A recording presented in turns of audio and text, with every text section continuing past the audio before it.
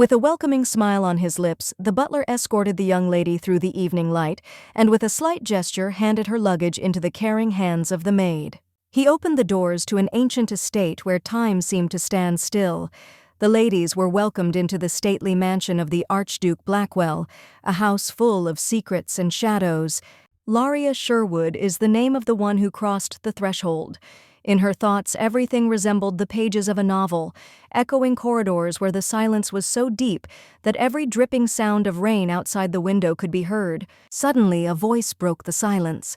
Laria screamed, confused and furious, asking where the boy who had disappeared like a shadow was. She clung to the man as if searching for an answer in him. But the young man did not respond, as if the words had passed him by. He moved forward without turning around, cold and distant, and breaking free from her grasp. He demanded freedom with fury. At that moment, a scarlet liquid spilled onto the girl's hand and neck, as if the night itself had wounded her. With horror in her voice, she tried to comprehend what had happened. Had the Archduke really killed Henry?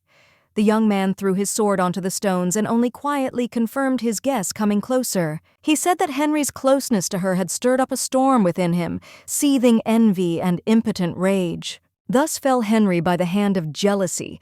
Lightning flashed outside the windows, tearing the face of a young man out of the darkness, with eyes full of tears. He admitted to himself he couldn't lose her. It would be better for everyone to disappear than to live in a world where her heart didn't belong to him. The butler reappeared, tearing the heroine from the captivity of memories. The Archduke was waiting behind the massive door, awaiting her appearance. He asked a silent question, and the girl, gathering her will, confidently stepped forward, trying to gain control over herself. As they entered, he announced the arrival of Lady Sherwood, and only then did she realize that before her stood the very man, the hero whose shadow had hovered over the pages of her novel. He suggested starting the interview, and Laria felt how reality intertwined with her own fiction. Before her was Noctton Blackwell, a cold-blooded monster devoid of mercy, infamous for killing his own father, his name surrounded by fear and legend. He is the protagonist of her own tragedy. In the story she wrote, he was destined to meet a saint on his way to the Holy Lands. Thus began a story full of pain, redemption, and love, slowly blossoming in the cracks between madness and destiny. She got the role of a villain who would do everything in her power to interfere with the love of the main characters. This young lady was Laria Sherwood. The girl was madly in love with the main character. The gist of Laria's story in the novel was that she desperately sought Noctton's love, but failed every time. When the main characters finally got together, Laria, overcome with jealousy, tried to harm the main character in every way possible. Because of this, she incurred Noctton's wrath and was eventually killed by his hand.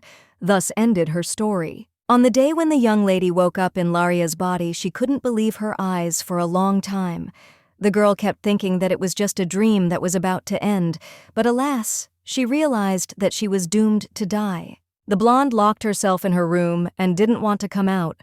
She simply couldn't come to terms with her terrible fate. The servants whispered whether their mistress's condition had changed. One of the maids confirmed that everything was the same, and no one understood why the young lady suddenly closed herself in and refused to come out. In the end, they decided that it was better to leave her alone, since they couldn't help her anyway until the lady herself wanted it. The main character wondered if this was punishment for abandoning the novel without finishing it. But suddenly an idea struck her.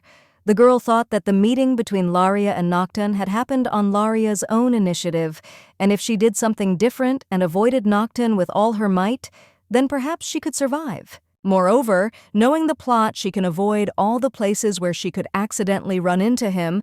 The girl thought that this would definitely give her a chance to save herself. The young lady finished her thoughts and said that it was worth trying. The main character decided to take advantage of the fact that she knew all the events of the novel, because with this information, she could change the fate of Laria Sherwood. She thought she would secure a secure future for herself, but things didn't go as planned. One day, a small crack appeared in her flawless plan, and then everything started to fall apart. The young lady entered the room where her family was having breakfast. Her mother said that she was late. The main character greeted her mother, but she only asked how she was not ashamed to wish them good morning after being so late. The father who works hard away from his family for their benefit, and she, an ungrateful, idle woman who doesn't deserve even a handful of rice, now shows her character by locking herself in her room. The woman asked if Laria wasn't ashamed at all, then told her to come in and sit down quickly so as not to keep everyone waiting. The young lady complied and thought to herself that this morning, just like in the original, she again had to listen to her stepmother's moralizing, after which everyone began to have breakfast. The main character sat down calmly next to her older brother, but suddenly the boy opposite her started giggling. Laria didn't understand what was funny about it, but when she tried her piece of meat, she immediately spat it out. The boy and his mother just smirked at this, and the young lady realized that this jerk had oversalted her food. The blonde claims that this dish is not to her taste. She understands that nothing foreshadowed trouble because it was a completely ordinary day, the events of which she knew perfectly well. So the pranks of her stepbrother were even expected given their relationship in the novel. The main character tells the maid to bring her some biscuits. The maid is a little shocked by this, and Laria just tells her to hurry up. After which the maid brings a biscuit and then turns to the lady a little excitedly, tells her to eat little by little and not to rush. The main character thanks the maid for her concern and thinks that the maid is so worried because she had not eaten properly before. The young lady realizes that she hasn't eaten biscuits for a long time, and this is her favorite dish. But here, unfortunately, buckwheat flour is quite an expensive pleasure. Her mother and brother just look at each other and smile, and then the woman excitedly asks what's wrong with her daughter's face. The main character thinks who could have known that a simple breakfast would show her that this is not just a novel, but a very real whole world. This incident was that very small crack. The maid only claims that the young lady has an allergic reaction to buckwheat, and the girl is a little shocked by this. The maid only adds that fortunately everything is not so serious, and the girl only needs to rest and exclude buckwheat from her diet. The mother asks why the girl should eat buckwheat, to which she is allergic. And the younger brother claims that of course he always teased his sister by calling her Pumpkinhead, but now her head is exactly like a pumpkin. Mom tells her daughter to be attentive and take care of herself in the future because she is not a little girl anymore.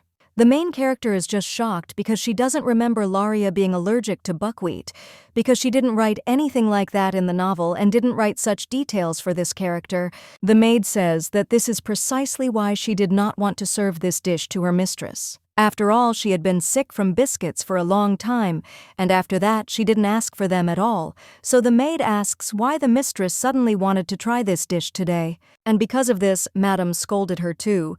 The main character only apologizes to the maid. And the maid asks the young lady to be more careful next time Laria thinks that this is very different from the events she described. The girl thinks that this is all very strange, and if you think about it carefully, then having tormented the main character, Laria. The joyful estate returns surrounded by red roses. The young lady even remembers describing how she danced alone among the roses. But now there is not a single flower there, let alone roses. After Togokok got into the novel, she was busy adapting to this place, so she didn't even pay attention to it, but everything there is completely different from what she wrote.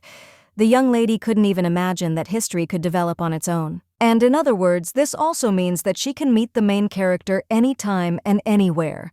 Well, the young lady tries to distract herself from these thoughts. She understands that she shouldn't immediately think about the bad. After all, it would be better for her to pull herself together and find the personal diary that Laria kept, because if she can find it, she will compare her knowledge of the novel with Laria's notes, and then she will come up with something. Thus consoling herself, the main character tried to grasp at the tiny hope of survival, and she ignored the growing anxiety that made her feel uneasy. The young lady understands that this diary must be somewhere in there, and after a few moments he sees it under one of the dresses. Well, suddenly I hear the voice of the maid from behind the door who claims that the mistress has a guest. The main character claims that she wasn't expecting anyone, but the maid says that the man said he came to pick up Laria Sherwood, so is the mistress sure that she wasn't expecting anyone? The young lady is shocked by this and does not understand who it is, but then the maid claims that this person has arrived on the orders of Archduke Blackwell. The main character is a little shocked by this. She understands that she needs to read the notes quickly, because even though the plot has changed, she couldn't just meet Noctton so quickly. But when the girl turns to one of the pages of the book, she is surprised. She thinks when she will finally be able to get rid of this suffering, and will it really happen only after death? Her father always treated her indifferently, and Hilary's stepmother did nothing but reproach her for the slightest mistake and punish her. Even her own brother pretended that she did not exist, and Adolia's half-brother tried to make fun of her and hurt her in every way. In this house, she has no support or support. But today she was very lucky because she found an ad that the Blackwell family was looking for a nanny for their children. The main character reads that if Laria had managed to get a job with the Archduke, she could have lived happily ever after. Unfortunately, she has no work experience, but she is sure that she will come up with something. Laria also needs to write a resume and secretly send it to the Blackwell mansion the day after tomorrow. The girl wrote that she would believe that everything would work out and she would be able to leave this terrible place. The main character, looking at one of the pages, thinks how it happened that the novel she wrote changed so much. Suddenly, a maid approaches the lady from behind the door and asks if she can come in and help her change her clothes. When the young lady agrees, the maid begins preparations, claiming that she will try to cover up the allergy stains with powder. Laria only thinks that even if she refused to accept the person he sent, it is not a fact that this Herzog would simply give in and leave her alone. But on the other hand, if she goes there now, she will meet Noctton, because she will have to talk with him. But the girl thinks that if their meeting is inevitable, then it would be wiser to meet him, and then decide how to proceed, because such a plan will be more reliable and flexible, and everything will be under control. When a young lady enters the room, her mother immediately jumps up from her seat and screams her daughter's name. The protagonist apologizes for keeping them waiting and asks to be allowed to introduce herself, then states that her name is Laria Sherwood. The messenger says that the girl has finally arrived and he was waiting for her arrival. Well, suddenly the girl's mother interrupts him and tells her daughter that they need to talk alone.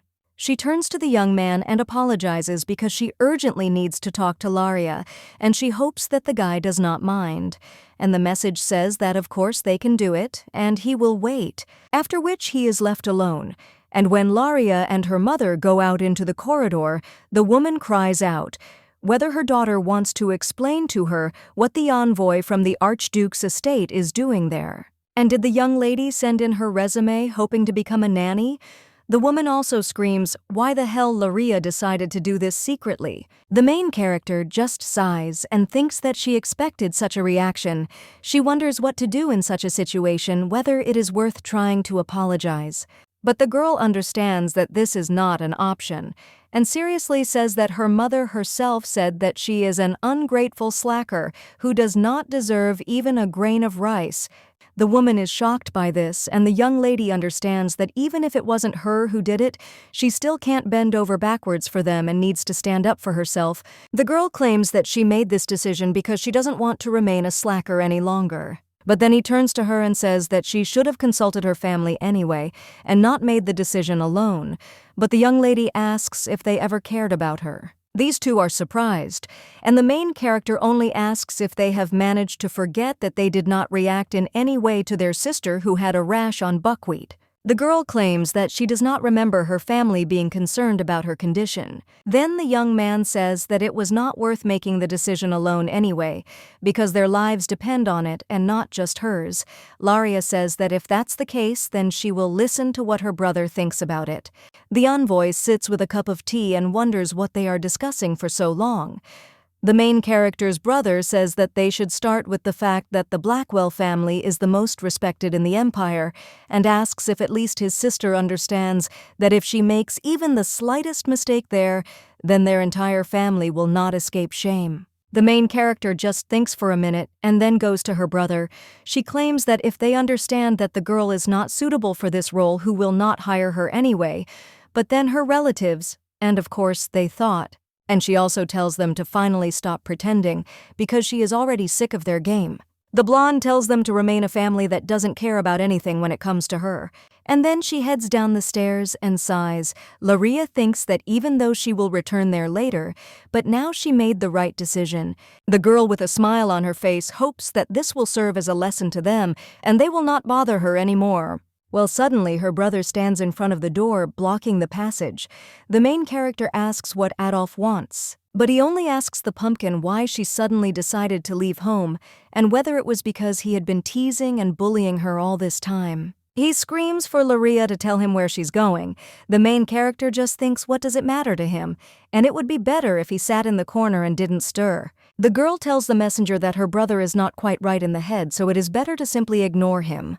The young lady thinks, what is the point of all these games and changing shoes? Because if he behaved like a bastard in front of his family, then let him show what a jerk he is in front of others. The main character asks her brother, what is the point of all this? And tells him to let the guest through and to stand aside.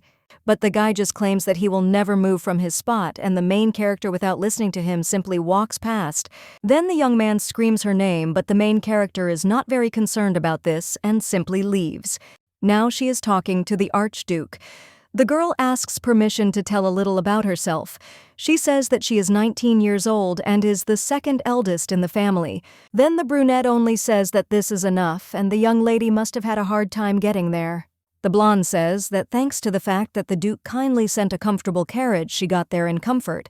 The young lady thinks that who would have thought that she would ever be able to see in real life a character from a novel she wrote. She couldn't even imagine that by writing his appearance, the girl created such a handsome man. But when the guy notices her gaze, she immediately turns away. The young lady understands that she has been looking at him for too long. He looks at the main character and is silent, and then says that he read her resume, after which he claims that, to be honest, his business is in the trash. The girl only wonders if Luria really wrote it that badly. So she asks the Archduke what he thinks about what is written there, but the guy says that at the very least he had questions about why she mentioned sewing lessons and tea parties if it had nothing to do with work. But he still decided to give her a chance to prove herself, since the young lady wrote that she could handle even hard work, such as cleaning the house. But something tells him that the girl would rather cry with the child than calm him down. Luria wonders if this was humiliation now. And considering that before her rebirth she was a kindergarten teacher, her pride was hurt. After all, she alone took care of more than 10 children, and he only had 2, so she can definitely cope. However, it is not worth telling Noctton about this, otherwise she will have to explain what is what, and all she can do in this situation is pretend to be the girl from the resume. So the young lady smiles and says that maybe it is so because the guy can't know for sure. The girl asks if he will give her a chance, and the guy claims that he will never go for such an adventure, and the interview is over.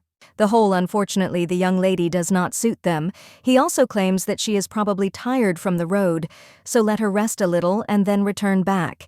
After which he leaves and wishes her a good journey. The main character watches him go and then just rejoices and thinks that everything went perfectly. After observing Noctton, she was convinced that he had no interest in her person, which meant that she could live a happy life if she simply didn't get involved with him. The girl thinks that now it is time to start creating her bright future in order to properly enjoy life in this world. She is glad that everything went so smoothly and there was no need to even worry that something would go wrong. But suddenly the young lady hears someone screaming and wonders if it was a child's voice. Someone else was telling the young gentleman to stop crying. He claimed that he would forgive this time, but the boy should not repeat this mistake twice, and he should control his body, not making unnecessary movements. After all aristocrats go through this stage, and there is no way to do without physical punishment. The main character wonders who the hell punishes children like that. She immediately starts running towards the screams and wonders what the hell this is. And when he opens the door, he sees 2 little kids in tears. Luria asks what they are doing there. When the woman swings her weapon again, the young lady covers the children and screams for her to stop right now. But the brunette only asks who the girl is and how she dares to block her path. The main character says that her name is Sherwood and she came to an interview for a nanny position. The woman just smirks and says that this is ridiculous, so let the girl stop and be more reasonable. Otherwise, she will think that the young lady wants to say that it is better for her to follow her orders and not the instructions of the Archduke. The young lady claims that this is not the case, and it is because the children looked so scared. The main character, seeing the boy's wound, approaches him and asks what's wrong with his hand and how much it hurts. The young man claims that his fingers are burning, and Laria thinks that lying on such a son as a child committed because of spilled tea. The young lady thinks how it is possible to be so cruel, and it is a pity that she at least has a heart. The girl takes him in her arms and thinks that first she needs to provide the boy with medical assistance. But the woman stands near the door blocking her way and asks where the young lady is going. The girl claims that the boy needs to be taken to the doctor, but the woman says she won't allow it, believing that he only has a small burn on his hand, and Laria still has a chance to leave before she tells the gentleman what she allows herself to do here. The blonde asks if the woman thinks she will just close her eyes to the fact that she is raising children in such a barbaric way, allowing them to harm children, and the brunette asks if a stranger can understand the importance of such an upbringing. The main character thinks how this woman infuriates her and wonders if there really are people who are proud of the fact that they are sadists, even towards children. That's why the girl screams for the woman to take him to the doctor herself, because if help is not provided soon, a scar may remain. But then the Archduke enters the room and asks what it means to provide assistance and what is going on there. He says that the girls could be heard from a kilometer away, so let them take the trouble to explain what kind of commotion happened there. But then he says that the boy looks like he has a wound, so they will postpone the discussion for later, and first they need to take him to the doctor, as the lady suggested. The doctor treating the boy's wound says that it's good that they didn't delay, and immediately brought the gentleman to him, otherwise painful blisters could have appeared. And the main character just sighs and thinks that it's very good that they made it in time, but then someone addresses her by her full name, and it turns out to be the Archduke. He says that the girl, of course, was right when she said that he needed to be taken to the doctor, but he tells her to explain one thing, and that is why the guest interfered in the internal affairs of the house. The main character understands that even though the woman said that this was the Archduke's approved method of teaching and raising children, but watching Noctton's reaction, one can say with certainty that he hardly gave such permission. Michael and Jeanette are not Noctton's biological children, and their biological father is him. The one Noctton hated the most, but he died, and then after giving birth, their biological mother left this world. Noctton decided to take the children away from those children and raise them. He didn't see them that often for work, and one could even say that their relationship was not warm. But despite this, he tried very hard to take care of them, as if they were his own, trying to give them everything they needed. The main character thinks that he will take action if she tells him everything she saw. The girl claims that first of all she would like to apologize for making such a noise and butting into something that wasn't her business, but she simply couldn't pass by after hearing the loud cry of a child. When she entered the room, she saw the tutor's cruel treatment of the children. One of them was even injured, so the young lady asks how she could close her eyes to this. The woman just smiles and asks what cruel means, and as she thought the young lady is a gentle child who knows nothing about raising children, and all this is, of course, explained by her young age. After all, if everything is as she said, then her methods can be considered very cruel, but she, as an experienced tutor, is quite confident in the correctness of her approach, and it is better for a beginner not to get into such a whirlpool without experience. Laria understands that this woman thinks that the girl will not distinguish between proper upbringing and simple beating. Although considering that she never prescribed norms of upbringing children in the novel, it is not surprising that even this can be considered the norm, but she still cannot leave everything as it is. Therefore, the girl tells the woman that perhaps her approach may have an immediate effect, but it also includes excruciating pain. Therefore, is it worth using something like this with children, and isn't it better to explain what their mistake is? The main character claims that she is no longer talking about the fact that they will suffer throughout their childhood and youth and they will be educated. The girl understands that if you constantly torture a child, he may obey, but then he will do everything to avoid being beaten. As a result, the effect will be completely opposite, and he will start to lie-shift the blame onto others or simply show aggression. At a young age, children are generally not susceptible to punishment, and by treating them this way, adults will only generate strong self-hatred and even greater disobedience. That's why the blonde says that it's impossible to continue doing this because it's unlikely that you can achieve obedience through violence. Moreover, all this can negatively affect the psyche of children or even destroy it completely, and she is not even talking about the fact that in the long term, her method will have the opposite effect. The young lady wonders if she managed to convey everything to the Archduke. The brunette claims that the lady is reasoning correctly. However, he cannot agree with all her words. Laria wonders what he is talking about. And the guy continues and says that Molly is a tutor with a good reputation. She has experience gained over the years of active training and education of many noble children who can be assumed to become good and successful people in the future, so he has no doubts about her professionalism. And let the lady not misunderstand him, because it is not because he is not serious about her concern, but simply because Molly, as a professional tutor, could hardly make such an elementary mistake. And the use of corporal punishment has always been considered the norm in the upbringing and education of children, so he sees no reason to worry. But suddenly a doctor comes up to them and asks what this means. The woman claims that although the gentleman does not have serious wounds, but if you look closely, there are too many bruises and contusions, and he thinks that if she were beaten every day, she would simply stop studying altogether, because in the end, it doesn't matter what she gets beaten for. She asks if such a punishment was really necessary, since the boy was simply holding the cup incorrectly. Molly claims that everything is wrong, and the gentleman made the same mistake several times, so it was necessary to resort to such measures. But the doctor only tells the Archduke to take a look for himself and asks if he too thinks that there was an extreme need for something like this, since there is not a single living spot on the boy's arm. The boy remembers how other adults pressured him. They claimed that the boy should put aside his feelings and glorify the Blackwell family name, and also prove that he is worthy of being called part of the family. He puts his hand on his head and says he's heard enough. Then he tells Frederica to take the children to their room. He also tells Madame that she can leave too, and that she should try to avoid corporal punishment in the future, at least until Mikhail's wounds heal. The woman says that she will do as the Archduke orders, after which the man says that as far as the young lady is concerned, she can breathe a sigh of relief, because he will not hold her responsible for all this, so she can go home with a calm heart. The main character just wonders if the brunette really didn't believe her words because of the tutor's professionalism. When a woman passes by, she pushes her and whispers what a worthless, annoying girl the young lady is, and asks her if she will answer now what happens when you stick your nose where it belongs. The main character turns around and thinks how disgusting this woman is. At this time, the doctor tells the children that he will take them to the room, and Laria thinks that Mikhail must have suffered a lot. The girl understands perfectly well that her actions seem wrong and unnecessary to others. However, seeing how a defenseless child was being beaten, she instinctively rushed to protect him. This was a rebirth.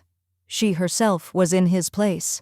When the girl was little, she was often beaten by her older brother Namju Hyun, and unfortunately there was no one who could stand up for her. The little girl could only cry, just like poor Mikhail. The girl asked what she had done to deserve such a life, and was she really destined to endure this all her life? She didn't understand why she was born at all and wanted to throw out her emotions so much that she bestowed such a fate on Mikhail. And because of her, the heroes of her novel were unhappy. Laria became an obsessed psychopath, the children suffered constant beatings, and Noctton became a man. No one understood. The main character understands that having seen the pain her characters had to endure, she felt a strong sense of guilt for what she had done to them. At that moment, she realized that God had most likely sent her there to fix everything and give the heroes of her novel the happy ending they deserve. So the girl cries out, asking his lordship to wait. The girl claims that she does not want to leave without helping the children. She claims that she knows she failed the interview but begs him to hire her as a nanny.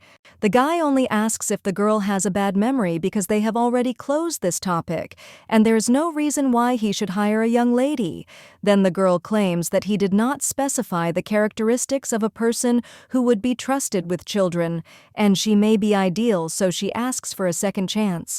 The young lady says that since they are the children of a man like him, she thought that they would have no problem getting a proper education, so she decided that they most likely did not need a nanny like her at all. However, she was wrong because, judging by what he saw, he desperately needed a nanny, and she is the only one specifically suited for this position. But then the Duke remembers how the girl claimed that if she didn't try, she wouldn't know. And she apparently has a really bad memory. The main character thinks that he speaks correctly, and although she had experience working with children in the past world, but unfortunately, Laria from this world has no experience in this field, so it will be difficult to prove her abilities, and there is no reason to hire a person who has suddenly failed the interview. Therefore, the girl thinks that maybe she should try to use the facts from the novel to make Noctton interested in her candidacy. The young lady turns to the Archduke and claims that even though he himself has been through this and knows how painful it is, does he really want to condemn his own children to the same fate? The guy here furiously asks what she just dared to say. He claims that he was wondering where the young lady got so much confidence from, and it seems she somehow managed to find out about it. He approaches the girl and asks what will happen next and whether she will start blackmailing him or extorting money. After all, if she really decided on such impudence, then he would finish her off right now. The girl understands that this is a completely expected reaction because he becomes more sensitive when he is reminded of old events that he would like to forget, and perhaps she can convince him if she turns what she just said to her advantage. The young lady claims that the boy's reaction and the way he acted when he saw the child's wounds showed that he had been taught since childhood that this was normal. And it seems that the Archduke acted this way intentionally so that the children would not become attached to him, since he himself did not receive parental love from the cradle. But you can't do this to children, and you need to lend them a helping hand before it's too late, and then create conditions for the child to grow up in love and care. After all, this is the only way he can grow up and become an independent and strong person without emotional wounds and complexes. The young lady claims that this is her approach to children. She certainly does not have numerous merits, like Lady Molly. And given everything that has been said before, she believes that she is best suited for the role of a nanny, and therefore asks him to hire her for this position. The guy is silent for a while, but then looking at the young lady again, he agrees. He claims that he will see how true her words are and gives her 2 weeks to do so. If the girl fails to convince him to take her on a permanent basis, by that time she must be prepared for the inevitable consequences. The main character only confidently agrees and tells him to be sure that she will become a good nanny. A short time later, the maid shows the young lady to her room. She bows and asks to be allowed to introduce herself, and then she claims that she is Mary and will be her personal servant from now on. After which the maid says that the mistress is probably tired and if she wants, she can rest there, after which the maid asks if she should bring some light snacks. The blonde says that it is too early to rest and then asks if the maid can fulfill one of her requests. The girl understands that after she got the position of a nanny and her own room, she decided to get down to business right away. And the first and most important thing in this matter is to find a common language with children. The young lady greets them and says that her name is Laria Sherwood and that she will be their nanny for the day. The girl also says that they have met before and asks if they remember, but the kids are just silent and the main character understands that they are both wary for now, but however she knew that it would be like this, so she prepared in advance.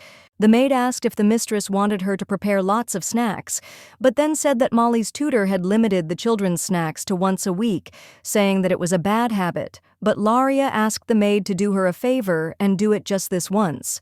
The girl understood that she also knew very well that frequent snacks are harmful to children's health and can contribute to the formation of unhealthy eating habits. But this is the only way because eating tasty things together can bring you closer together. The girl claims that she asked to prepare all this so that the kids could enjoy the sweets, so that they could take whatever they wanted and eat without embarrassment. The boy asks if they really can, and the main character says that they are in a really bad mood today, and when that happens to her, she usually eats sweets, so there is nothing wrong with that. And then the girl tells them to hold their cups as they are used to and not to worry about the cookies crumbling because they can just enjoy the tea and the treat. Then the boy takes the cookie and eats it. He says how delicious it is. The main character asks if it is true and says that she also likes oatmeal cookies with chocolate chips because they are cool, after which the lady suggests that she also take a treat. The girl does just that, and the main character says that she tried to choose what they would like. The little girl claims that the treats are not bad, and the young lady turns to Mary and tells her not to stand aside and to eat too. The maid is a little shocked, and when she tries the cookie, she says how delicious it is. The kids look at each other. After that, the main character thinks that she worked very hard all these days so that the children could trust her and open up. Every day she woke them up gently and carefully, after which they went to breakfast. The girl also attended Molly's classes with them so that she could no longer hit them for anything. Molly continued to teach 5-year-olds as if they were teenagers. And fortunately, after Noctton's words, there was no more corporal punishment. The main character thinks that it became somehow suspiciously calm, and maybe she is just winding herself up and the woman really realized her mistake. The girl thinks that the moment will soon come when she can officially become a nanny. And being a nanny, she will improve the relationship between the children and Noctton.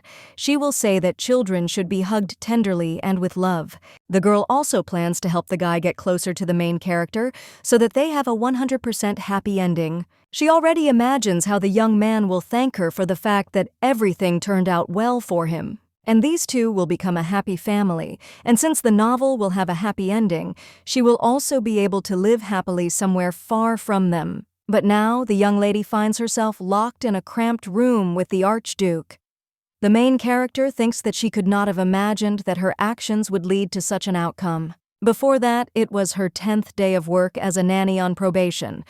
The young lady asked if the gentleman wanted to sleep at all.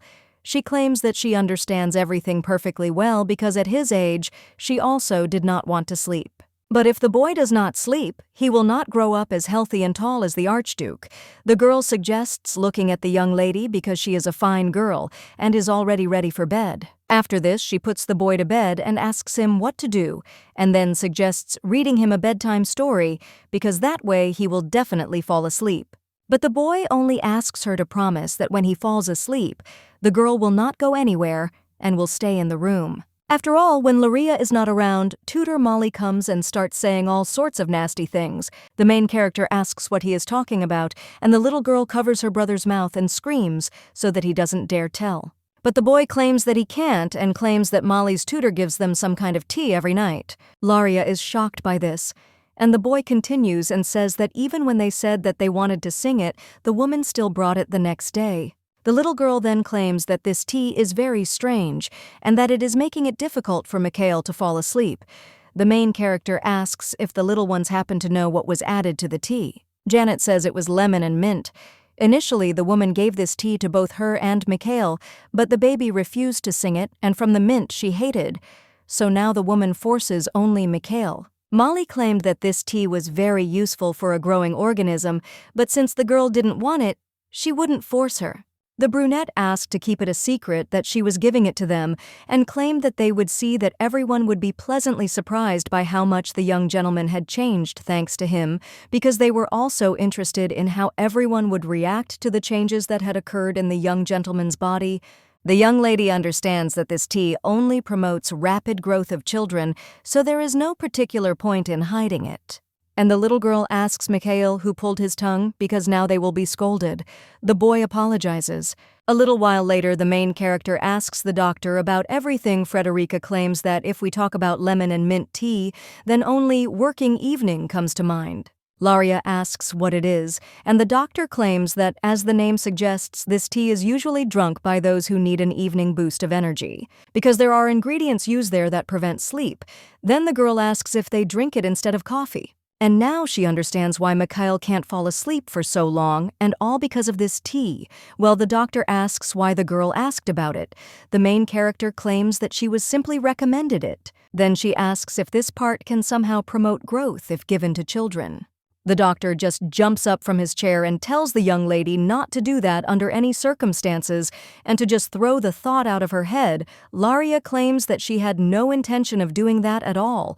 And the doctor points to the book and says that some of these strong components put a lot of strain on the heart, so it shouldn't be consumed in large quantities even by adults, let alone children. After all, this can even provoke cardiac arrest. After this, the main character thinks why Molly did this. She goes into the kitchen and wonders if there is anyone there. The girl understands that when she remembers how the woman beat the children, she involuntarily thinks that the woman could do much worse things. But she would hardly be able to ask the Archduke to interrogate her without having evidence in hand, so now it was better to start looking for clues. But suddenly, someone's voice addresses her from behind. It turns out that he is asking what the girl is doing there. The young lady is a little surprised by this, and the guy claims that he heard a noise from the kitchen, which, as it seemed to him, all the staff had already left, and came there. The young man asks if the girl pretending to be a nanny wanted to steal from him little by little. The main character claims that this is certainly not the case, but she wonders if the guy will believe her without proof or decide that she is a liar slandering them all if she tells Noctton the truth. Well, suddenly she hears a noise behind her, and the brunette asks if he should wait forever for an answer. He claims to be asking again what she is doing there, but the young lady only grabs his hand and apologizes, then suggests they discuss the matter later. She drags the brunette along with her, and the guy asks what she's doing since she has plenty of time, Laria. You understand that while she was thinking about what to answer him, it completely slipped her mind that Molly was supposed to arrive soon. A woman comes into the kitchen with a candle and says that it seemed to her that there was definitely someone there. And was it just her imagination? At this time, the Archduke and the main character are in a cramped room. The guy is a little crazy about this. He asks what the young lady is doing, but the girl just covers his mouth with her finger. She whispers that she knows the Archduke is angry, but asks him to be patient for a little while because she will explain everything later. At the same moment, they hear Molly swearing. She, holding a can of tea in her hands, says that if this annoying girl hadn't gotten into someone else's body, she would never have done such a thing because the girl was constantly hanging around with the children and sitting in class like some kind of annoying fly. Therefore, the woman failed to carry out her original plan, and it is because of her that she has to restrain herself. After all, if she saw that girl punishing the children, she would immediately run to complain to the Archduke. Molly says that they could even kick her out of there, but now she will deal with them in another way, and soon Noctton will be heartbroken because she will destroy him. The woman pouring out tea leaves says that initially she only intended to ruin his relationship with the children, but because of one annoying fly, she had to reconsider this plan. And now they will have to take Noctton's children away, forcing him to endure hellish torments. The main character and the Archduke are shocked by this. The young lady immediately opens the door and screams for the woman to stop. Molly, shocked, asks what she is doing there. But Noctton coldly asks if the woman did her dirty deeds right behind his back. Molly tries to justify herself and says that he got it all wrong, and in fact, but the young lady does not let her finish and claims that she cannot deceive them. The whole woman began to actively give the children tea called working evening, and because of this, the young gentleman cannot fall asleep for a long time. The main character asks why the woman forced the little child to drink it, because she probably knew about its effect on the child's body. The brunette only angrily asks how the girl managed to find out about this at all. But she doesn't even know what happened in this estate because if it weren't for them, her life wouldn't have turned into such shit. Everything would have been fine if that maniacal idiot hadn't done it. By maniacal idiot is meant the Blackwell's genetic disease passed down through generations. It can manifest itself if Noctton is obsessed with a female representative, so in the novel he had to stay away from girls.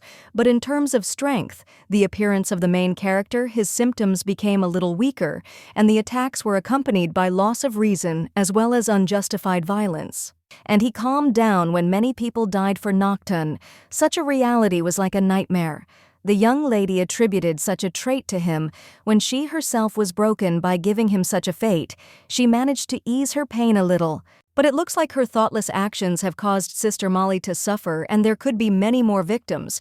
The brunette claims that on the day he had that damn manic episode, that her sister who worked there as a maid witnessed this terrible spectacle. Although she was not physically harmed, her psyche came to an end, and she went off on her own. Molly had to take care of a crazy woman every day, so now she asks if even the guy knows what it was like for her. Because of him, her whole life turned into hell. The woman also asks if he thinks that he bought himself off by giving them his dirty money. After all, this is all damn garbage, and the Archduke is a dirty hypocrite. The guy just starts to get a headache from this, and he puts his hand to his head, and the woman just screams for her old normal life back, Molly Owen. The Archduke is about to say something, but the main character interrupts him. She argues that the woman herself is motivated only by the venting of her own anger and not by what happened to her sister. A little while before, Togonishnaya claimed that the lady had received letters. The young lady understood that there were a lot of letters from her family, but then she saw one from Maria Owen and asked who it was. The maid said it was for her, and it must have come into the young lady's hands by accident. The maid claimed that it was her friend who used to work there, but she had to quit due to some circumstances, so they communicated with her like this. Then the girl asked the mistress to read her this letter because she could not read. The young lady agreed to this, and then she told herself that she was only Mary's friend, but apparently her guess was correct. And the girl was indeed Molly's younger sister. The young lady claims that Lady Maria regularly writes to her friend that is her personal maid. And at first Maria really suffered because she received psychological trauma. However, she decided not to dwell on it and move on. In the letter, she said that her condition had noticeably improved, and she was even thinking about returning to work. Laria claims that even after experiencing very severe pain, people pull themselves together and find the strength to move on, leaving the past behind. When a person has injuries of any nature, their loved ones become more sensitive to them, and sometimes even suffer more than the victims themselves. This is exactly what happened to Molly. However, now Laria claims that Maria wants to move forward and asks what the woman is trying to take revenge for. But the brunette just raises her hand and asks how the girl even dares to say such a thing. But the main character intercepts her hand and tells Molly not to let anger get the better of her, and asks if the woman doesn't see how Noctton is worried about what happened, and if she thinks that the guy lived there like in a fairy tale while she suffered. The young lady asks if Molly has ever tried to talk to him or just ask for help since she found herself in such a situation before rushing to take revenge. The girl suggests being honest because Molly beat the children and was obsessed with her revenge for herself, and sister was just an excuse. But she could at least have bothered to ask how her sister was doing since she loved her so much that she decided to take revenge, and maybe it was worth talking to her sister after all. In a letter to the maid, Sister Molly wrote that everything was just fine with her now, and thanks to the support of the Archduke, she could attend school and had even learned to write. She claimed that, frankly speaking, when she left the mansion, she thought that she would live in eternal fear, but everything was fine now because she realized in time that she had enough strength to move on. The woman puts her hands on her head and screams that it is too noisy, and then asks if she is doing all this for herself.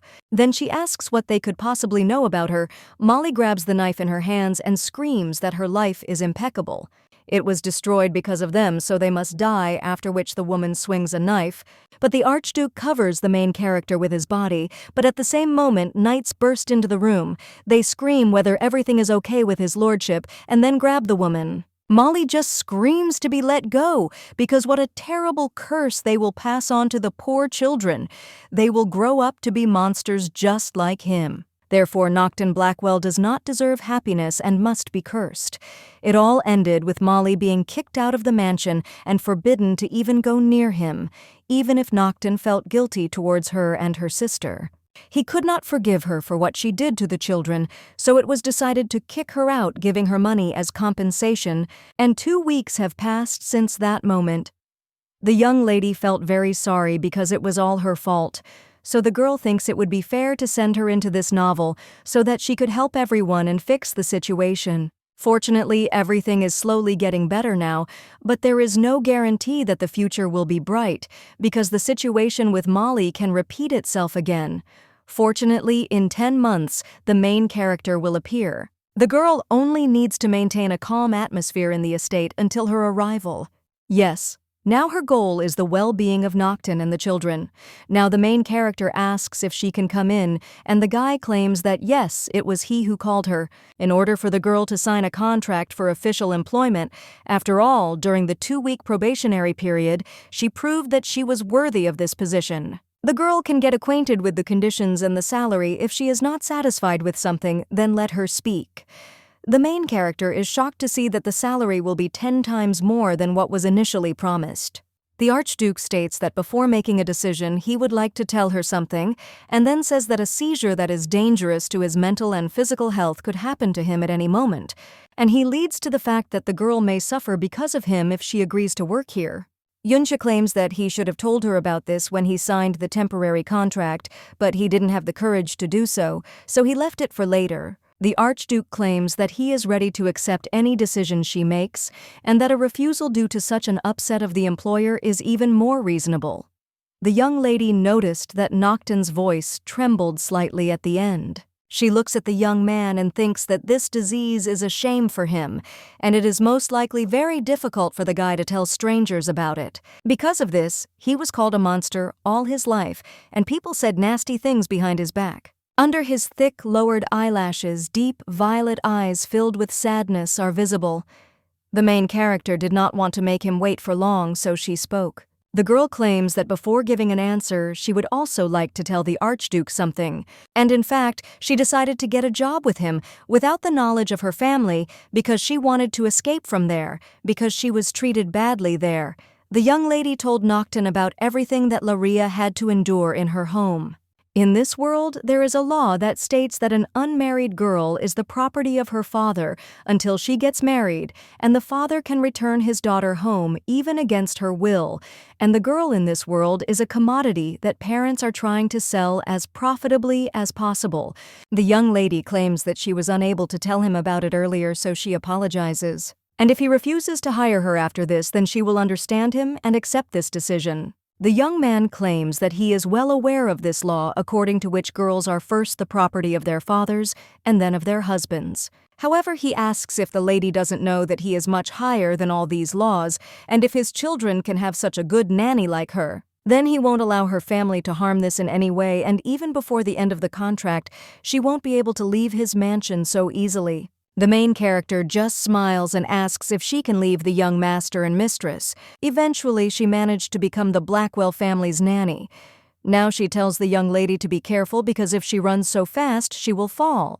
But then she turns to Mary and asks if something has happened since there have been a lot of workers there lately. The maid claims that it seems that the lady has not yet been told about this, but every year at this time, a luxurious reception is held in the mansion, which is why a large number of people have been attracted. The young lady is a little shocked by this. She turns to the maid and asks if there will be a luxurious reception. Mary claims that the empire is the concentration of forces of the entire continent, and that it is controlled by two forces. The first is the imperial family, which took over the management of the internal affairs and economy of the empire, and the second is the Blackwell family, responsible for diplomatic relations and security of the country. Each of the families has its own faction that does not intersect with the other. And thanks to equal rights, they have maintained peace in the empire for a long time. However, the Blackwell family is different from the imperial family.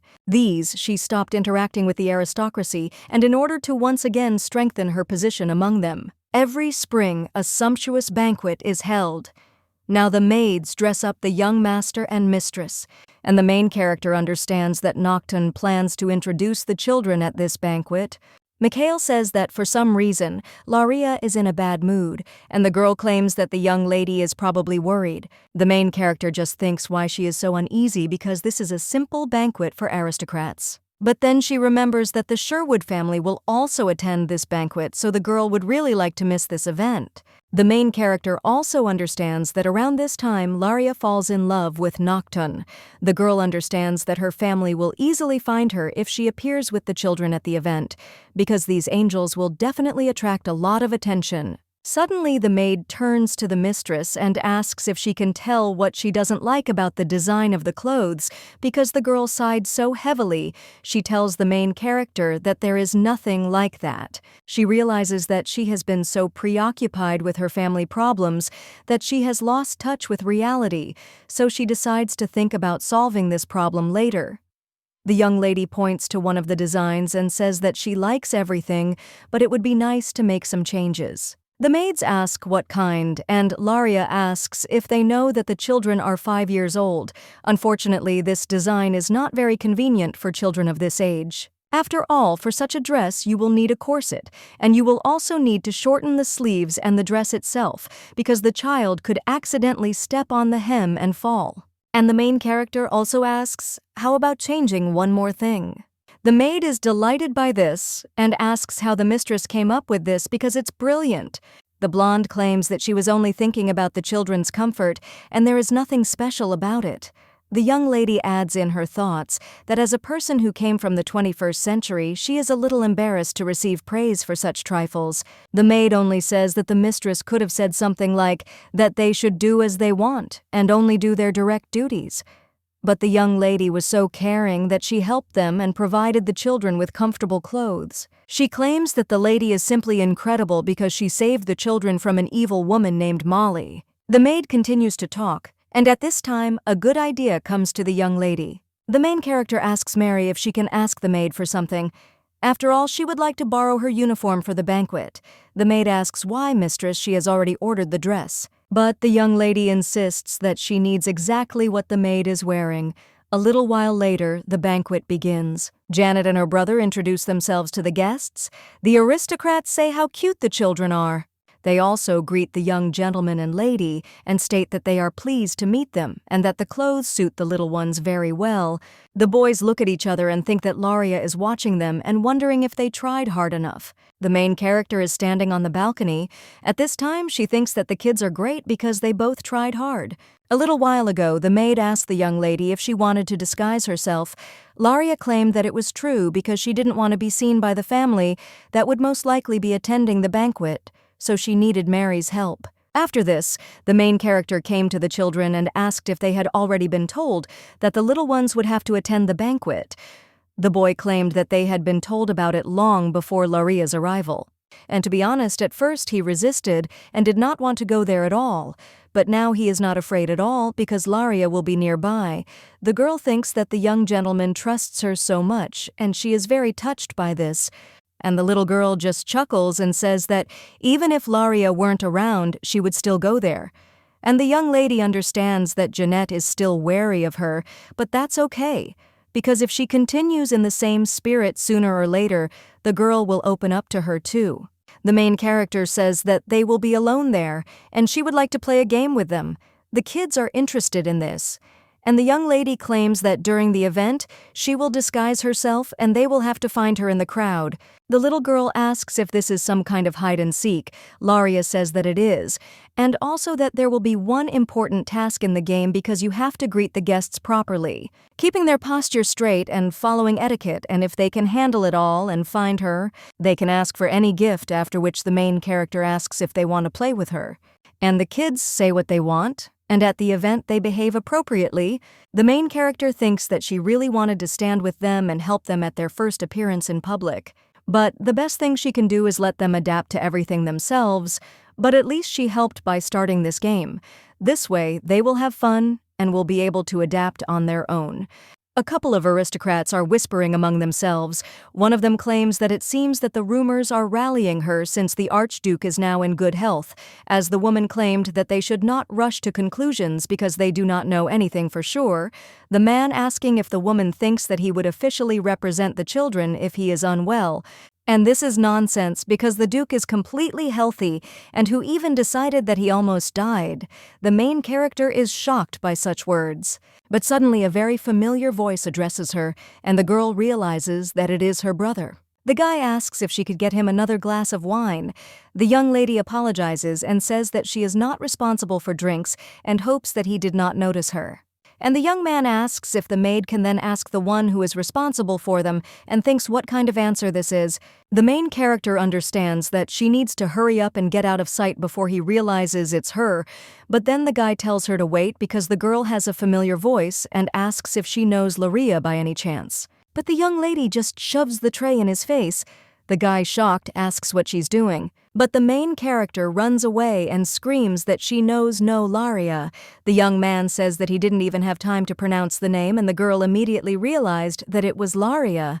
So he asks if his sister thinks that her words sound true. The main character screams that she is telling him the purest truth, and the guy asks why she is running away then. And besides, he does not remember that the maids were allowed to lighten their hair like that. The blonde asks the girl if he thinks he didn't recognize her. Laria wonders why she was discovered so quickly. And isn't everything supposed to work out well for the villains in a novel? The guy will ask her not to run away because they need to talk. But the young lady doesn't listen to him and turns the corner. The girl thinks about what she should do and whether she should just go into the first room she comes across and lock the door. Well, then Norman will bring her parents. Suddenly, someone grabs the young lady by the arm and drags her. Her brother jumps out from around the corner and screams for Laria to stop running and talk to him. But then he sees that there is no one in the corridor anymore. When the young man passes by the next room, he sees that the door there is open. And also, his sister's glasses are lying on the floor. The young man immediately bursts into the room and screams that he knows his sister is there. But what he sees there confuses him, and the guy immediately closes the door and also screams an apology for disturbing him. The main character was in the room with the Duke. A little while ago, when the banquet was just beginning, the Archduke was sitting at his place. He thought that at a banquet there is everything that always music, gently enveloping the ears, a little bitter wine, and the main thing without which no reception takes place. It is a nobleman to climb, and that he cannot allow himself to say or do anything unnecessary. The young man thinks how tired he is of all this, and at that moment a lady approaches him. She says that his lordship's complexion is not very good. The guy replies that it is due to lack of sleep, and it is nothing. The man next to him says that soon the day of hunting for the flying Mishas will come, and his lordship must be excited. Well, his grand plan to catch them is about to begin, and he understands the master's worries. The woman asks if such things should not be said in a whisper, and the man cries out that it is obvious that victory is already in their pocket. And does she think that the bats, having heard the rumors, hide in the corners? He also asks if the Archduke thinks the same. The protagonist replies that if you think about it, wasn't their plan revealed in the past, because the man was chatting about it at every turn. And what's more, they haven't even started yet, so he thinks it's too early for a toast. After this, an awkward atmosphere hangs in the air, and the woman decides to break it. The lady argues that in truth, before doing anything, the Archduke should have acquired a wife. The young man is with his husband and does not want to drink this wine, so he puts his glass back. He understands that he only pricked them a couple of times and not much. They decided to start with heavy artillery right away. One of the guests says that if you compare them with the imperial couple who are already married, then from the point of view of the inhabitants of the empire, they will become very successful. The protagonist thinks that if it were up to him, he would get rid of all these old foxes, but then he sees Laria running out of the hall. So the protagonist rises from his seat and says that he will probably go. The woman asks if his lordship is leaving already, but the young man claims that it seems his maid is going to run away before the end of the contract. All his interlocutors are a little surprised by such an answer. And now the main character is with the Archduke. The young lady pushes him back and asks if the guy has gone crazy, and is it possible to appear like a jack-in-the-box and grab the lady in an armful? The guy claims that he saved the girl from the fate of being forcibly seen, and asks if this is her gratitude. He tells the lady with a serious look that he would like to take this opportunity to make her an interesting proposal. And then he asks if she wants to get engaged to him, but suddenly the young lady's brother knocks on the door. He screams that he knows that Laria is inside and that's why he's going to come in now. The main character only asks the guy why he suddenly asked her about the engagement, and suggests that the guy let her go first and then talk. The young man claims that as he thought explanations are needed, and Laria thinks that he did not propose to Togoni for this reason, and of course they are needed. The guy claims that the young lady must have heard rumors about the Archduke's imminent death. The main character says that she heard about it today in the banquet hall, but this is simply ridiculous. So the young lady asks how this is connected to the engagement, and the guy says that then she probably knows too, that the root of these rumors is the imperial family, because unlike the imperial family, having produced a crown prince through an early marriage, the Blackwell family is an interesting catch in the eyes of a gossip-loving society. Thus, rumors spread that Archduke Blackwell's mind had been shaken, and these rumors passing from mouth to mouth grew like a snowball. Thus, rumors appeared about the imminent death of the Archduke and the collapse of the Archduchy. Laria asks if it works in order to show society that the Blackwell family is doing well, and to save her from the attacks of the Sherwood family, the guy suggests that they get engaged. The young man replies that he likes the way Laria grasps everything on the fly. The main character's brother, listening to all this, is a little surprised. He thinks, what does it mean that the Archduke likes it when she grabs him? And what is this all about? The guy thinks that the brunette could seduce his sister and persuade her to become a maid, so he immediately screams that he will really come in and counts to 3. The main character asks the brunette if her brother heard her conversation, and the guys answer that because of the thickness of the doors, it was almost impossible to hear everything in detail. But then her brother starts the countdown. The young lady thinks that she should stay there and help Noctton, and then he will have a better chance of a happy ending. And if she returns to the Sherwood family now, her life as Laria will become unpredictable. The girl understands that even if this is not what she wanted, she says that she agrees. The guy smiles in response and says that it is great. He then smears lipstick on her lips and says that from the moment they leave this room, they will become loving souls who enjoyed a secret meeting. After that, the main character opens the door. Her brother asks if she has finally decided to meet her brother. But when he sees her face red with embarrassment, he asks what happened to her. The main character tells him to just pretend he didn't see anything because he's already disturbed her. Laria claims that she was supposed to take care of the young mistress and master, but fearing that the family would recognize her, she disguised herself. However, her brother outdid himself and prevented even her secret meeting with her lover. The blonde screams that she is lying again and that it is all nonsense because in reality the girl does not want to come back, and that is why she is lying. But the father was also very angry, so they should come back immediately. He grabs the young lady by the hand and screams at her to resist and follow him, but the Archduke approaches them. He claims he sent the young lady first because she said she would handle things herself. But he never thought that his bride would be treated like this. Her brother, shocked, asks if the Archduke wants to say that Laria is really his bride. The brunette claims that this is true and asks if there is any problem with this, since he is well aware of the Sherwood family's disdain for the ladies, and he defends her as a groom.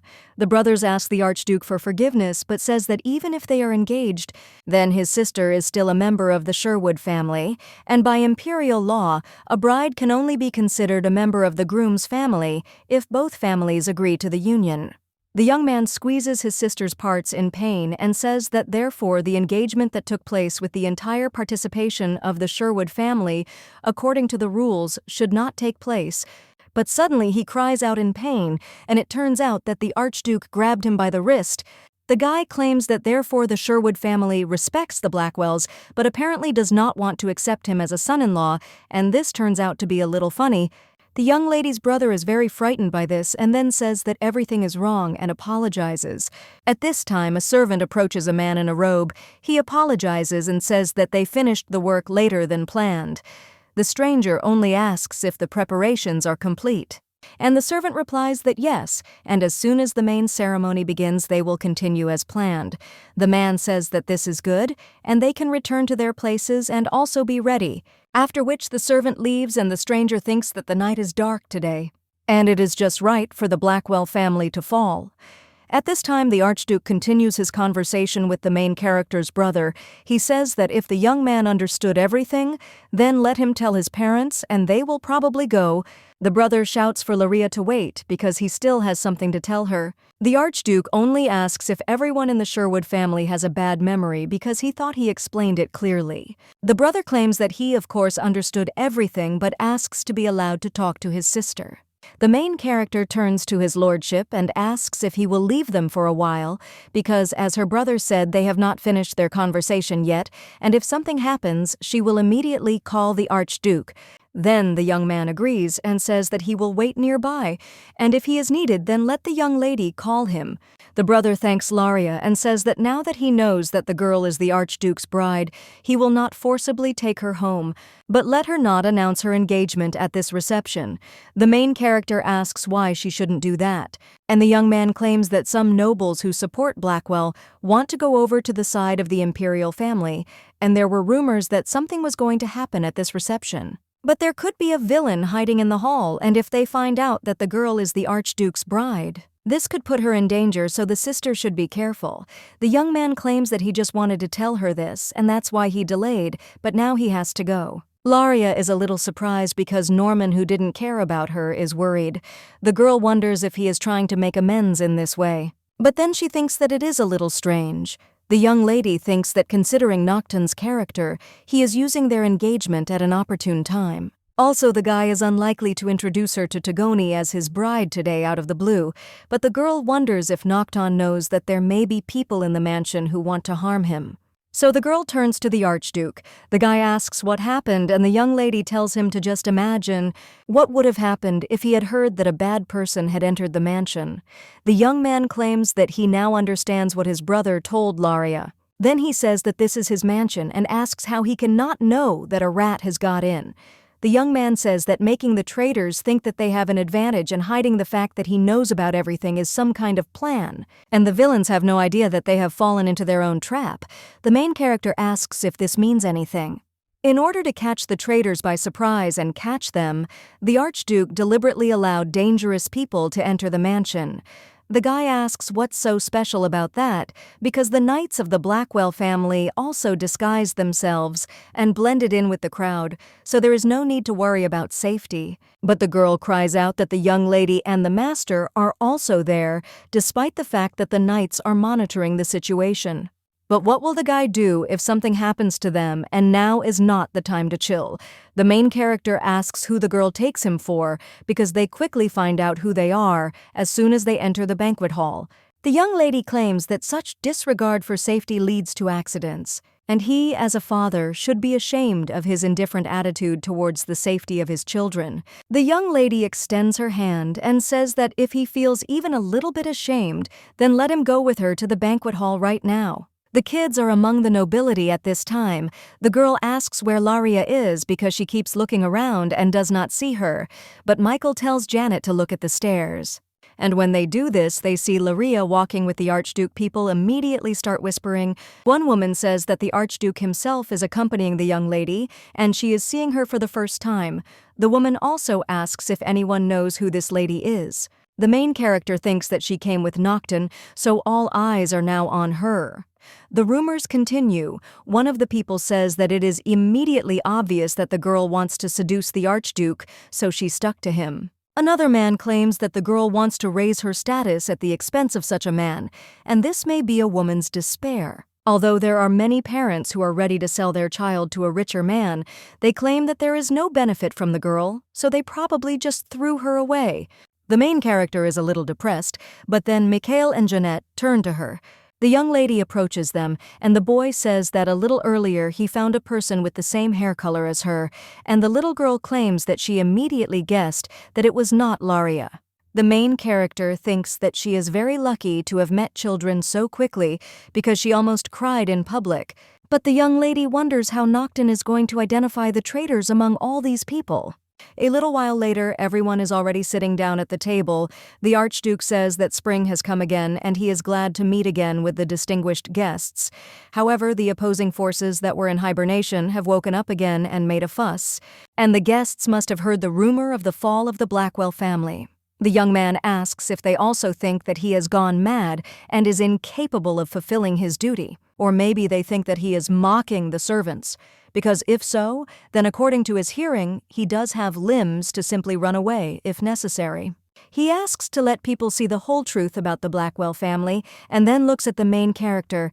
The girl thinks if he is asking her to stand up now, the Archduke only takes her hand and says that if he had gone mad, he would never have been able to love such a beautiful and graceful creature who had so suddenly invaded his life.